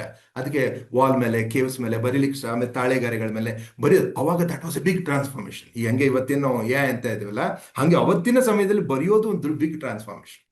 ಗೊತ್ತಾಯ್ತಾ? ಅವತ್ತಿನ ಸಮಯದಲ್ಲಿ ಒಂದು ಯಾವ್ದೋ ಆಧ್ಯಾತ್ಮಿಕ ಗ್ರಂಥ ಇದ್ರೆ ಅದನ್ನ ಬಹಳ ಜನಕ್ಕೆ ಮುಟ್ಟಿಸ್ಬೇಕಂದ್ರೆ 1,000 ಜನ, 100 ಜನ ಕುತ್ಕೊಂಡು ಬರೆದು ಮುಟ್ಟಿಸ್ತಾ ಇದ್ರು. ಯಾಕಂದ್ರೆ ಬರೀಲಿಕ್ಕೆ ಅಷ್ಟೇ ಬರ್ತಾ ಇತ್ತು. ಗೊತ್ತಾಯ್ತಾ? ಸೊ ಅದೊಂದು ಕ್ರಾಂತಿ ಅವಾಗ ಟ್ರಾನ್ಸ್ಫಾರ್ಮೇಶನ್, ಅದು ಹ್ಯೂಮನ್ ಟ್ರಾನ್ಸ್ಫಾರ್ಮೇಶನ್. ಅದಾದ್ಮೇಲೆ the third transformation that happened, ಭಾರಿ ಚೆನ್ನಾಗಿ ಟ್ರಾನ್ಸ್ಫಾರ್ಮೇಶನ್ ಅಂದ್ರೆ ಪ್ರಿಂಟಿಂಗ್ ಪ್ರೆಸ್ ಬಂತು. ಯಾವುದನ್ನ ಬರೆದು ಕೊಡ್ತಾ ಇದ್ರು, ಅದನ್ನ ಪ್ರಿಂಟ್ ಮಾಡ್ಲಿಕ್ಕೆ ಅದ್ರ ದೊಡ್ಡ ಟ್ರಾನ್ಸ್ಫಾರ್ಮೇಶನ್ ಆಯ್ತು.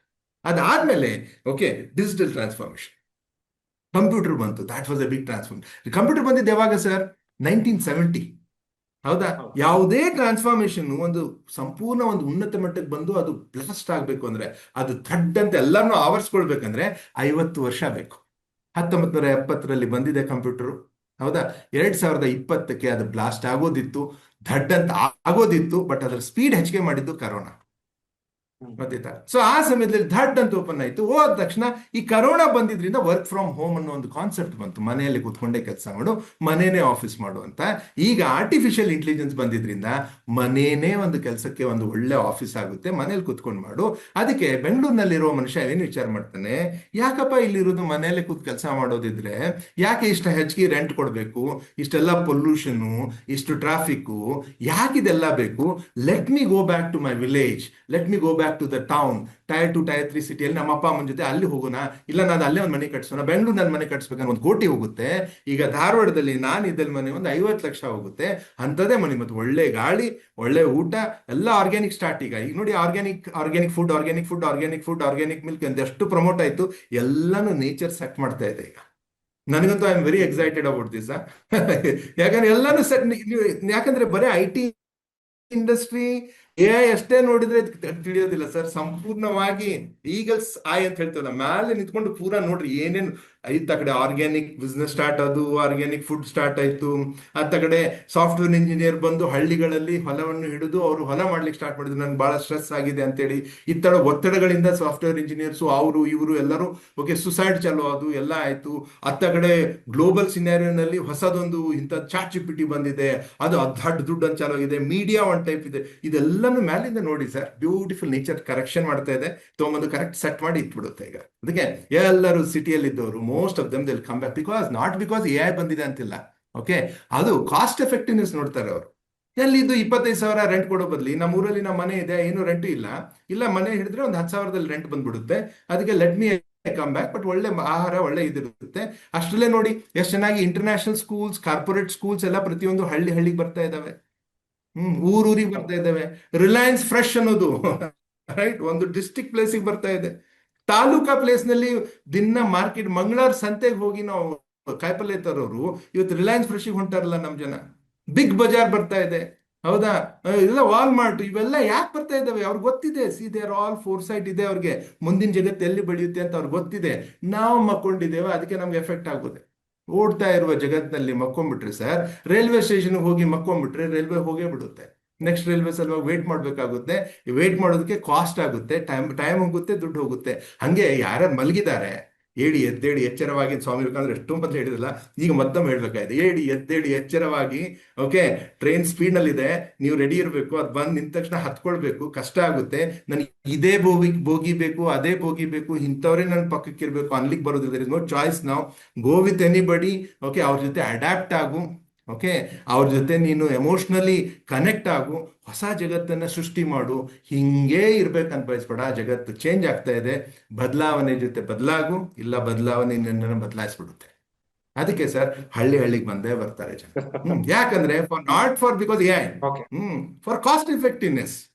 ಈಗ ಥರ್ಡ್ ಐ ಬೆಂಗಳೂರಿನಲ್ಲಿ ಇದ್ಕೊಂಡು ಅವ್ರದ್ದೆಲ್ಲ ಮಾಡೋದಕ್ಕಿಂತ ಓಕೆ ಹಳ್ಳಿಯಲ್ಲಿ ಕೂತ್ಕೊಂಡು ನನ್ನನ್ನು ಕಾಂಟ್ಯಾಕ್ಟ್ ಮಾಡ್ತೀರಿ. ಈಗ ನೋಡಿ ಸರ್ ಎಷ್ಟು ಈಸಿ. ಈಗ ಇಲ್ಲ ಅಂದ್ರೆ ನೀವು ನನಗೆ ಸರ್ ನಮ್ಮ ಸ್ಟುಡಿಯೋಗೆ ಬನ್ನಿ ಅನ್ಬೇಕು, ಇಲ್ಲ ರೀ ನಂಗೆ ಸಮಯ ಇಲ್ಲ ಅಂತ ಅನ್ಬೇಕು, ನಾನು ಸ್ಟುಡಿಯೋ ಬರಬೇಕು, 1 day to travel, then stay there, complete the same talk. But now because Zoom is there, okay, we have both of us we have saved time. Is it not beauty of the technology? You need to adapt it sir. ಅದನ್ನ adapt ಮಾಡ್ಬೇಕು. ಬಹಳ ಜನ ಏನಾಗ್ತದೆ sir, adjustment ಮಾಡ್ಕೊಳಕ್ ಹೋಗ್ತಾರೆ. ಹೆಂಗಾದ್ರೂ ಮಾಡಿ adjustment ಮಾಡ್ಕೊಂಡು ಜೀವನ ಮಾಡೋಣಪ್ಪ. ಅಡ್ಜಸ್ಟ್ಮೆಂಟ್ ನಲ್ಲಿ ಸಫರಿಂಗ್ ಇದೆ.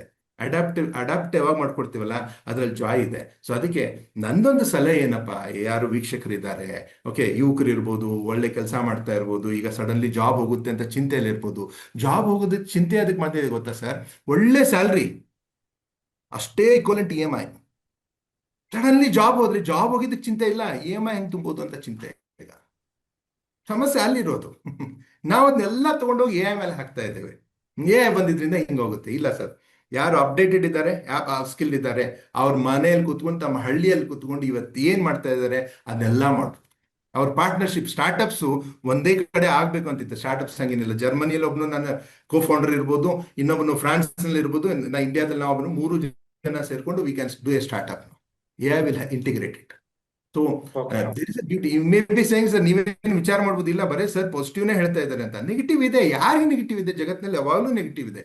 ಯುದ್ಧಗಳಾದಾಗನು ಸ್ವಲ್ಪ ಜನ ಸತ್ರು, ಬಟ್ ಜೀವನ ನಿಂತ ಕಂಟಿನ್ಯೂ ಆಯ್ತು. ಯಾರು ಸತ್ರು, ಯಾರು ವೀಕ್ ಇದ್ರು ಅವ್ರು ಸತ್ತು ಹೋದ್ರು, ಯಾರನ್ನು ಒಪ್ಕೊಳ್ಳಿಲ್ಲ ಸತ್ರು. ಕರೋನಾದಲ್ಲಿ ಓಕೆ ಎಲ್ಲರಿಗೂ ಕರೋನಾ ಬಂದೋಯ್ತು, ನಮಗೂ ನೀನು ಪಾಸಿಟಿವ್ ಅಂದ್ರೆ ಯಾರು ಸತ್ತು? ಇಮ್ಯುನಿಟಿ ಕಡಿಮೆ ಇದೆ, ಅವ್ರು ಸತ್ತೋದ್ರು. ಸೊ ಅದಕ್ಕೆ ಜಗತ್ತಿನಲ್ಲಿ AI ನಿಂದ ಬದಲಾವಣೆ ಆಗ್ತಾ ಇರುವಾಗ ನಿಮ್ಮಲ್ಲಿ ಇಮ್ಯುನಿಟಿ ಇಲ್ಲ, ಪ್ರೊಫೆಷನಲ್ ಇಮ್ಯುನಿಟಿ ಇಲ್ಲ, ಆ ನಾಲೆಜ್ ವೈಸ್ ಇಮ್ಯುನಿಟಿ ಇಲ್ಲ ತಡ್ಕೊಳ್ಳುವಂತ ಶಕ್ತಿ ಇಲ್ಲ, ಅದನ್ನೇ ಸ್ವಲ್ಪ ಎಕ್ಸ್ಟ್ರಾ ಅವರ್ ಕೆಲಸ ಮಾಡಿ ಒಂದು ಹೊಸದನ್ನು ಕಲೀಲಿಕ್ಕೆ ನಿಮಗೆ ಆಸಕ್ತಿ ಇಲ್ಲ ಅಂದ್ರೆ then you will be sacrificed. 100% sacrifice. So ಅದಕ್ಕೆ not to worry sir, not to panic. ಅವರತ್ತೆ, ಬಟ್ ಪ್ಯಾನಿಕ್ ಆಗ್ತಾರೆ, ಬಹಳ ಜನ ಆಗ್ತಾರೆ. ಯಾಕಂದ್ರೆ ಏನಾದ್ರೂ ಸಡನ್ ಬಂದಾಗ ಪ್ಯಾನಿಕ್ ಆಗ್ತಾರೆ. ಮತ್ತೆ ಸಡನ್ಲಿ ಮ್ಯಾರೇಜ್ ಫಿಕ್ಸ್ ಆದ್ರೂ ಪ್ಯಾನಿಕ್ ಆಗ್ತಾರೆ. ಯಾರು ಇಲ್ಲ ಅಂತಿದ್ರು ಅವರು ಸಡನ್ಲಿ ಅಂದ್ರೂ ಪ್ಯಾನಿಕ್ ಆಗ್ತದೆ. ಸಡನ್ಲಿ ಶೇರ್ ಮಾರ್ಕೆಟ್ ಬಿದ್ದ ತಕ್ಷಣ ಪ್ಯಾನಿಕ್ ಆಗ್ತಾರೆ. Panic it is natural like. So ಈಗ ಒಂದು ಪೀರಿಯಡ್ ಇದೆ, ಈ ಸಮಯದಲ್ಲಿ ಬಹಳ ನೀನು ಪ್ಯಾನಿಕ್ ಹಾಕಿದ್ರೋಕ್ಕಿಂತ ವಾಟ್ ನೆಕ್ಸ್ಟ್, ಓಕೆ, ಆಗ್ತಾ ಇದೆ ಈಗ. ನನ್ನ ಜಾಬ್ ಇಂಥದ್ದು, ನಾನು ಇದೇ ಜಾಬ್ ಅನ್ನ ಬಹಳ ವರ್ಷ ರಿಪೀಟ್ ಮಾಡಿದ್ದೇನೆ. ಹೀಗೆ ಮಾಡ್ತಾ ಹೋದ್ರೆ A I will replace this job. So but what kind of job it is looking for? ನನ್ನನ್ನು ಏನ್ ಬಯಸ್ತಾ ಇದೆ ಅದು? ಎಂಥವ್ರು ಬರೀತಾರೆ? ನನ್ಗೆ ಆಲ್ರೆಡಿ ಇಷ್ಟು ಜ್ಞಾನ ಇದೆ, ನಾ ಇಷ್ಟು ವರ್ಷ 20 ವರ್ಷ ಸಾಫ್ಟ್ವೇರ್ ಇಂಜಿನಿಯರ್ ಇದ್ದೇನೆ, ಎಲ್ಲ ತಿಳ್ಕೊಂಡಿದ್ದೇನೆ, ಸಾಫ್ಟ್ವೇರ್ ತಿಳ್ಕೊಂಡಿದ್ದೇನೆ. ಈಗ ನನಗೆ ಶಿಫ್ಟ್ ಆಗೋದು ಬಹಳ ಈಸಿ. ಒಬ್ಬ ಕಾಮರ್ಸ್ ವಿದ್ಯಾರ್ಥಿ ಈ ಎ ಐ ಶಿಫ್ಟ್ ಆಗೋದು ಸ್ವಲ್ಪ ಕಷ್ಟ ಆಗ್ಬೋದು, ಬಟ್ ಒಬ್ಬ ಐ ಟಿ ವಿದ್ಯಾರ್ಥಿ ಇಮಿಡಿಯೇಟ್ಲಿ ಶಿಫ್ಟ್ ಆಗೋದು, ಅವನೇ ಪ್ಯಾನಿಕ್ ಆಗಬೇಕು. ಎಷ್ಟು ಸರ್, ಬಟ್ ಎಕ್ಸೆಪ್ಟೆನ್ಸ್ ಬಹಳ ಇಂಪಾರ್ಟೆಂಟ್ ಸರ್. ಒಪ್ಕೊಳ್ಬೇಕು ಮೊದಲು, ಹೌದು ಇದು ಭಾರಿ ಇದೆ, ಮಸ್ತ್ ಇದೆ, ನಾ ಇದ್ರಾಗ ತೊಡಗ್ತೀನಿ ಅಂತ ಒಪ್ಕೊಂಡ್ರೆ I think people will become billionaires sir. Single man billionaires ಬರ್ತಾರೆ ಅಂತ ಹೇಳಿ ಆಲ್ರೆಡಿ ಪ್ರೆಡಿಕ್ಷನ್ ಇದೆ. ನಿಮ್ಮ ಕಂಪ್ನಿಯಲ್ಲಿ ಯಾರು ಬೇಡ ನಿಮ್ಗೆ, ಬಟ್ ಒಬ್ಬನೇ ಕೂತ್ಕೊಂಡು ನೀವು ಬಿಲಿಯನಿಯರ್ ಆಗುವಂತ ಅವಕಾಶ ಇದೆ ಇವತ್ತು. ಹಾಗಾಗಿ ನಾನು ಕೇಳ್ಪಟ್ಟ ಹಾಗೆ ನೀವು ಕೂಡ ಎಗೆ ಸಂಬಂಧಪಟ್ಟ ಹಾಗೆ ತರಬೇತಿ ಕೊಡ್ತೀರಿ ಅಂತ ನಾನು ಕೇಳ್ಪಟ್ಟಿದ್ದೀನಿ. ಹೌದಲ್ಲ ಸರ್? ನಾನೀಗ ಡಿಸ್ಕ್ರಿಪ್ಷನ್ ಬಾಕ್ಸ್ನಲ್ಲಿ ನಿಮ್ಮ ಕಾಂಟ್ಯಾಕ್ಟ್ ನಂಬರ್ ಮೆನ್ಷನ್ ಮಾಡ್ಬೋದಲ್ಲ, ಜನ ಕಾಂಟ್ಯಾಕ್ಟ್ ಮಾಡ್ಬೋದು ಎ ಕಲಿಬೇಕು ಅಂತ ಆದ್ರೆ. ನನ್ನ ಆಫೀಸ್ ನಂಬರ್ ನಿಮ್ಗೆ ಕೊಡ್ತೇನೆ ಸರ್, ಅದನ್ನ ಮಾಡಿ. ನಾನು ಅಲ್ಲಿ ಕೋರ್ಸ್ ನಲ್ಲಿ ಹೇಳ್ತಾ ಇರೋದು ಎ ಐ ಫಾರ್ ಟೀಚರ್ಸ್, ಯಾಕಂದ್ರೆ ಶಿಕ್ಷಣ ಕ್ಷೇತ್ರದಲ್ಲಿ ಇರೋದ್ರಿಂದ A I for teachers and A I for beginners. ಅದರಲ್ಲಿ ಒಂದು 20 ಟೂಲ್ಸ್ ಕಲಿತಾರೆ. ಓಕೆ, ಆ ಟೂಲ್ಸ್ ನಿಂದ ನಿನ್ ಜೀವನದಲ್ಲಿ ಎಂತೆಂತ ಹೊಸದ್ ಬರುತ್ತೆ ಅಂತ ನೋಡಪ್ಪ ಅಂತ ಹೇಳಿ. ಹೌದಾ? ಈಗ ಆಲ್ರೆಡಿ ಒಂದು 5-6 ಸಾವಿರ ಜನ ಮಾಡ್ತಾ ಇದ್ದಾರೆ. ಆನ್ಲೈನ್ ನಲ್ಲಿ 17,000 ವಿದ್ಯಾರ್ಥಿಗಳಿದ್ದಾರೆ ಇವತ್ತು. ನನಗೆ ಆನ್ಲೈನ್ ನಲ್ಲಿ 10 ದೇಶಗಳಿಂದ ಇದ್ದಾರೆ. ನಾನು ಹೋಗೋದಿಲ್ಲ ಸರ್, ಇಲ್ಲೇ ಕುತ್ಕೊಂಡು ಇದೇ ಸ್ಟುಡಿಯೋದಲ್ಲಿ ಕುತ್ಕೊಂಡೆ ಅವ್ರು ಕ್ಲಾಸ್ ಕಲಿಸೋದು. 17,000 ವಿದ್ಯಾರ್ಥಿಗಳು. ನಾ ಯಾವಾಗ ಮಾಡ್ತಿದ್ದೆ ಸರ್, ಸ್ವಂತ ನಾನೇ ಮಾಡೋದಿದ್ರೆ ಬಹಳ ಅಂದ್ರೆ 60 ಮಕ್ಕಳು ಒಂದು ಕ್ಲಾಸ್ ನಲ್ಲಿ ಇರ್ತಿದ್ರು ಅಂತ. ಒಂದು 4 ಕ್ಲಾಸ್ ತಗೊಳ್ತಿದ್ದೆ ನಾನು. 240 ಇಲ್ಲ 300 ಜನ ಮಾತಾಡ್ಬೋದಿತ್ತು. ಇವತ್ತು ಆನ್ಲೈನ್ ನಲ್ಲಿ 17,000 ವಿದ್ಯಾರ್ಥಿಗಳು ಅಂದ್ರೆ I need to be very appreciative of technology. ಎಷ್ಟೋ ಕೋರ್ಸ್ಗಳನ್ನು ಮಾಡ್ತಾ ಇದಾರೆ, ಅಲ್ಲಿಂದ ಕಣ್ಣೀರು, ಅವರು ಬಹಳ ಕಷ್ಟದಲ್ಲಿ ಇರ್ತಾರೆ, ಅಲ್ಲಿಂದ ಮಾತಾಡಿದಾಗ ಅವ್ರದ್ದು ಜೀವನದಲ್ಲಿ ಸುಧಾರಣೆ ಬರುತ್ತೆ. ಎಷ್ಟೋ ಕಂಪ್ನಿಗಳನ್ನ, ಎಷ್ಟೋ 64 ಕಂಪ್ನಿಗಳ ಜೊತೆ ಕೆಲಸ ಮಾಡ್ತೇನೆ. ಓಕೆ, ಅವ್ರದೆಲ್ಲ 100 ಕೋಟಿ ಕಂಪ್ನಿ, 200, 300 ಕೋಟಿಗೆ ಒಯ್ಯೋದು ನನ್ನ ಕೆಲಸ. ಓಕೆ, ಬಟ್ ಈಗ ಇವೆಲ್ಲ ಬಂದ ತಕ್ಷಣ ಸರ್, ಒಂದು ಯಾವ್ದೋ ಕಂಪ್ನಿಯಲ್ಲಿ ಸಮಸ್ಯೆ ಇದ್ದಾಗ ನನ್ನ ಕನ್ಸಲ್ಟೆಂಟ್ ಯಾರು ಗೊತ್ತಾ? ನಾನು ಅವ್ರ ಕನ್ಸಲ್ಟೆಂಟ್, ಬಟ್ ನನ್ನ ಕನ್ಸಲ್ಟೆಂಟ್ ಎ ಐ. ಆ ಸಮಸ್ಯೆನ ತಗೊಂಡಿಲ್ಲಿ ಹಾಕ್ತೀನಿ ನಾನು, ಹಿಂಗಿದೆ ಅಂತ ಏನ್ ಮಾಡೋದು ಅಂತ ಡಿಸ್ಕಷನ್ ಮಾಡಿ ಮಾಡಿ ಮಾಡಿ ಒಂದು ಸೊಲ್ಯೂಷನ್ ಬರುತ್ತೆ. ನನಗ್ ತಿಳಿಲಾರದನ್ನು ಅದು ಹೇಳುತ್ತೆ ಸರ್. ನನಗೆ ಗೊತ್ತು, ನಾನು ಇಷ್ಟು ವರ್ಷ ನನ್ ಭಾರಿ ಒಂದು ಒಳಗಡೆ ಈಗೋ ಇರುತ್ತೆ. ನಾವು ಭಾರಿ ಎಕ್ಸ್ಪೀರಿಯನ್ಸ್ಡು, ಇಷ್ಟು ಕಂಪ್ನಿಗಳ ಜೊತೆ ಸೇವೆ ಮಾಡ್ತೇವೆ, 13-14 ಲಕ್ಷ ಜನರ ಜೊತೆ ಸಂವಾದ ಮಾಡಿದ್ದೇವೆ. ಓಕೆ, ಅದೇನೋ ಒಂದು ಸಾತ್ವಿಕ ಅಹಂಕಾರ ನನ್ನಲ್ಲಿ ಇತ್ತಲ್ಲ, ಅದನ್ನ ಕುಗ್ಗಿಸ್ಬಿಡ್ತಲ್ಲ, ಈ ಕೂತ್ಕೊಳ್ಳೋ ನೀನು, ನಂಗೆ ಗೊತ್ತಿದೆ. ಇದು ನೋಡಿ, ಈ ವಿಚಾರ ನೋಡಿಲ್ಲ ನೀನು, ಈ ಡೈಮೆನ್ಷನ್ ಅಲ್ಲಿ ನೋಡಿಲ್ಲ. ನಾನು ಹೇಳ್ಬೋದಲ್ಲ ಸರ್, ಈಗ ನಾ ಹೇಳ್ಬೋದು, ನೀನು ಬಿಲ್ ಗೇಟ್ಸ್, ನಾನು ಮಹೇಶ್ ಮಶಾಲ್, ನಾ ಇಬ್ರು ಸೇರ್ಕೊಂಡು ಒಂದು ಕಂಪ್ನಿ ಸ್ಟಾರ್ಟ್ ಮಾಡ್ತಾ ಇದ್ವಿ. ಥಿಂಕ್ ಲೈಕ್ ಬಿಲ್ ಗೇಟ್ಸ್ ಅಂತಂದ್ರೆ ಥಿಂಕ್ ಲೈಕ್ ಬಿಲ್ ಗೇಟ್ಸ್ ಮಾಡುತ್ತೆ ಸರ್. ಇದು ಅವಕಾಶ ಅಲ್ವಾ? Think like bill Gates. ಯಾಕಂದ್ರೆ ಸರ್, ಇಲ್ಲಿ ಏನ್ ಮಾಡ್ತಾ ಇದ್ದೇವೆ ನಾವು, ಎಐನ ಡೈಲಿ SMS ಕಳಿಸ್ತಾ ಇದ್ದೇವೆ, ಮೆಸೇಜ್ ಕಳಿಸ್ತಾ ಇದ್ದೇವೆ. ಸುಮ್ಮನೆ ಏನೋ ಕೇಳೋದು, ವಾಟ್ ಈಸ್ ಯುವರ್ ನೇಮ್ ಅಂತ ಕೇಳಿದಾಗ, ಇಲ್ಲ ಇಲ್ಲ ಇಲ್ಲ, ಅದಕ್ಕೆ ಒಂದು ರೋಲ್ ಕೊಡ್ಬೇಕು. ನೀವು ಈ ರೋಲ್ ಕೊಡಿಯಲ್ಲ ಅದಕ್ಕೆ. ನಾನೀಗ ಮನಸ್ಥಿತಿ ಮೇಲೆ, ಅಂದ್ರೆ ಮನಸ್ಸು, ಯಾಕಂದ್ರೆ ನಂದೊಂದು ಹೊಸ ಪ್ರಾಜೆಕ್ಟ್ ಏನ್ ಮಾಡ್ತೇನೆ, ಹಂಗೆ ಎಕ್ಸಾಂಪಲ್ ಹೇಳ್ಬೇಕಂದ್ರೆ, ಮನಸ್ಸು ಪೂರಾ ಜಗತ್ತಿಗೆ ಮನಸ್ಸು ಅಂದ್ರೇನು, ಮನಸ್ಸಿನ ಆಚೆ ಏನಿದೆ ಅಂತ ಜಗತ್ತಿಗೆ ಕಲಿಸಿದವರು ಭಾರತ. ಬಟ್ ಭಾರತದ ಸಿಲೆಬಸ್ ನಲ್ಲಿ ಒಂದು ಚಾಪ್ಟರ್ ಮನಸ್ಸಿನ ಮೇಲಿಲ್ಲ. ಹೀಗಾಗಿ ನಾವು ಹಿಂಗಾಗಿರೋದು. ಅದಕ್ಕೆ ನಾವು we are not thinkers, we are workers. ಭಾರತದಲ್ಲಿ ಸೇವಕರು ಮತ್ತು ಗ್ರಾಹಕರು ತುಂಬಿದ್ದಾರೆ, ಥಿಂಕರ್ಸ್ ಕಡಿಮೆ ಇದ್ದಾರೆ. ಹೌದಾ ಸರ್? ಈ ಬರೋದ್ರಿಂದ ಈ ವರ್ಕರ್ಸು ಗ್ರಾಹಕರು ಕಡಿಮೆ ಆಗ್ತಾರೆ. ಗ್ರಾಹಕ ನಾನು ಏನೋ ಒಂದು ಖರೀದಿ ಮಾಡ್ಬೇಕಂದ್ರೆ ಸುಮ್ಮನೆ ಹೋಗಿ ಅವನು ಯಾರು ಸೇಲ್ಸ್ ಮ್ಯಾನ್ ಇರ್ತಿದ್ದ, ಅವನು ಎಕ್ಸ್ಪ್ಲೇನ್ ಮಾಡಿದ್ದನ್ನು ತಗೊಂಡ್ಬಂದ್ಬಿಡ್ತಿದ್ದೆ. ಹೌದಾ? ಈಗ ನಾ ರೇಟಿಂಗ್ ನೋಡ್ತೇನೆ, ಕಂಪ್ಯಾರಿಟಿವ್ ಅನಾಲಿಸಿಸ್ ಮಾಡ್ತೇನೆ. ಹೌದಾ? ಇದೇ ಪ್ರಾಡಕ್ಟ್ ನಮ್ಗೆ ಬೇರೆ ಕಡೆ ಸಿಗುತ್ತಾ ಅಂತ ನೋಡ್ತೇನೆ. So beautiful sir. ಅದಕ್ಕೆ ನಮ್ಮ ಪೂರಾ ಶಿಕ್ಷಣ ವ್ಯವಸ್ಥೆ ನಮ್ಮನ್ನ ಸೇವಕರನ್ನ ಮಾಡ್ತು, ಮತ್ತೆ ನಮ್ಮನ್ನ ಗ್ರಾಹಕರನ್ನ ಮಾಡ್ತು. ಈಗ ಜಗತ್ತಿನಲ್ಲಿ ಬರ್ತಾ ಇರೋದು thinkers. Okay, thank you. Thank you so much. So ಅದಕ್ಕೆ ನಾಟ್ ಟು ಪ್ಯಾನಿಕ್ ಅಂತ ಅಂದ್ರೆ ನಾನು ಸುಮ್ಮನೆ ಮೋಟಿವೇಶನಲ್ ಸ್ಪೀಕರ್, ಅದಕ್ಕೆ ಮೋಟಿವೇಟೆಡ್ ಮಾಡ್ತೇನೆ ಅಂತಲ್ಲ. ಹೌದಾ? ಇದು ಸತ್ಯ sir. Because motivation is temporary, realisation is permanent. ಮನುಷ್ಯ ರಿಯಲೈಸ್ ಮಾಡ್ಕೊಳ್ಬೇಕು. And if you really adapt AI, this is the most beautiful time on the earth. ನಿಮ್ಗೆ ಇನ್ನೊಂದು ಶಾಕಿಂಗ್ ಹೇಳ್ಬಿಡ್ತೇನೆ ಸುಬ್ರಹ್ಮಣ್ಯಂ ಸರ್. ಓಕೆ, ಎಂತ ಇನ್ವೆನ್ಷನ್ ಆಗಿದೆ ಅಂದ್ರೆ, ಓಕೆ, ಚೇರ್ ಬಿದ್ದು ಕೆಳಗಡೆ ಬೀಳ್ಬೇಕು ನಾವು. ಏನಂದ್ರೆ, ಇಬ್ಬರು ಸೈಂಟಿಸ್ಟ್ ಸೇರ್ಕೊಂಡು ಬ್ಯೂಟಿಫುಲ್ ಇನ್ವೆನ್ಷನ್ ಮಾಡಿದ್ದಾರೆ. ಇವೆಲ್ಲ ಡ್ರೈವರ್ಲೆಸ್ ಟ್ಯಾಕ್ಸಿ, ಆಮೇಲೆ ಮೆಡಿಕಲ್ ಕ್ಯೂರ್ಸ್. ಸುಮ್ಮನೆ ಒಳಗಡೆ ಮೆಡಿಕಲ್ ಇದ್ರಲ್ಲಿ ಹೋಗಿ ನಿಂತ್ಕೊಂಡ್ಬಿಟ್ರೆ ನನ್ನ ಶರೀರವನ್ನು ಅಳೆದು ಅದನ್ನ ಏನ್ ಡಿಸೀಸ್ ಇದೆ ಅಂತ ಹೇಳ್ಬಿಡುತ್ತೆ. ಈಗ ಡಾಕ್ಟರ್ಸು ಬೇಕಾಗಿಲ್ಲ. ಗೊತ್ತಾಯ್ತಾ? ರಿಮೋಟ್ ಆಪರೇಷನ್ ಸ್ಟಾರ್ಟ್ ಆಗಿದ್ದಾವೆ. ಇನ್ನೊಂದು ಸೆಷನ್ ಮಾಡುವಾಗ ಬೇಕಾದ್ರೆ ಇವನ್ನೆಲ್ಲ ಡಿಸ್ಕಸ್ ಮಾಡೋಣ. ರಿಮೋಟ್ ಆಪರೇಷನ್ ಎಲ್ಲೋ ಅಮೆರಿಕಾದಲ್ಲಿ ಇದ್ದವನು ಬೆಂಗಳೂರಿನಲ್ಲಿ ಪೇಷಂಟ್ ನ ಆಪರೇಷನ್ ಮಾಡ್ತಾನೆ ಎಲ್ಲ ಎ ಐ ಯೂಸ್ ಮಾಡಿ. ಬಟ್ ಇದೆಲ್ಲಕ್ಕಿಂತ ಭಾರಿ ಇಂಪಾರ್ಟೆಂಟ್ ಅಂದ್ರೆ artificial intelligence, nano technology, biotechnology, ಇವು ಮೂರು ಕೂಡಲ್ಲ ಸರ್. ಈಗ ಕೂಡ್ತಾ ಇದ್ದಾವೆ, ಇನ್ನು ಕೂಡಿಲ್ಲ. ನಾವು ಬರೀ ಎ ಐ ಬಗ್ಗೆ ಮಾತಾಡ್ತಾ ಇದ್ದೇವೆ. A I, okay, artificial intelligence, nano technology and biotechnology, ಈ ಮೂರು ಯಾವಾಗ ಕೂಡಿ ಕಂಪ್ಲೀಟ್ ಬಂದಿದ್ದಾವೆ. ಈಗ ನಡೆದಿದೆ, ಇದು ಭಾರಿ ನಡೆದಿದೆ ಸರ್. ಇದು ಗೊತ್ತಿಲ್ಲ ನಮಗೆ, ನಮ್ಮ ಸಾಮಾನ್ಯರಿಗೆ ಗೊತ್ತಿರೋದಿಲ್ಲ. ಯಾಕಂದ್ರೆ ನಾವು ಡೈಲಿ ಗೌರ್ಮೆಂಟ್ ಏನ್ ಮಾಡ್ತು, ಸ್ಕೀಮ್ ಬಂತ, ಇದರಲ್ಲೇ ಕುತ್ಕೊಂಡ್ಬಿಟ್ಟಿದ್ದೇವೆ. ಹೌದಾ? ಓಕೆ ಬಂಧುಗಳೇ, ಮಹೇಶ್ ಅವರು ಮಾತಾಡ್ತಾ ಇದ್ರು, ತಂತ್ರಜ್ಞಾನ ತರಬೇತುದಾರರು, ಬಹಳ ಅದ್ಭುತವಾಗಿ ಹೇಳಿದ್ರು, ಎ ಅನ್ನ ವಿವರಿಸ್ತಾ ಇದ್ರು. ಹಾಗೆ ಯಾವ ರೀತಿಯಲ್ಲಿ ಇಂಪ್ಯಾಕ್ಟ್ ಆಗುತ್ತೆ ಅನ್ನೋದನ್ನು ಕೂಡ ಹೇಳ್ತಾ ಇದ್ರು. ಅವ್ರು ಮತ್ತೆ ಮತ್ತೆ ಹೇಳ್ತಿದ್ದ ಮಾತಂದ್ರೆ ಯಾರು ಕೂಡ ಪ್ಯಾನಿಕ್ ಆಗುವಂತ ಅವಶ್ಯಕತೆ ಇಲ್ಲ ಅಂತ ಹೇಳಿ. ಬಂಧುಗಳೇ ಧನ್ಯವಾದ ವಿಡಿಯೋ ನೋಡಿದ್ದಕ್ಕಾಗಿ. ಮತ್ತೊಂದು ವಿಡಿಯೋದಲ್ಲಿ ಮತ್ತೊಮ್ಮೆ ಸಿಗೋಣ.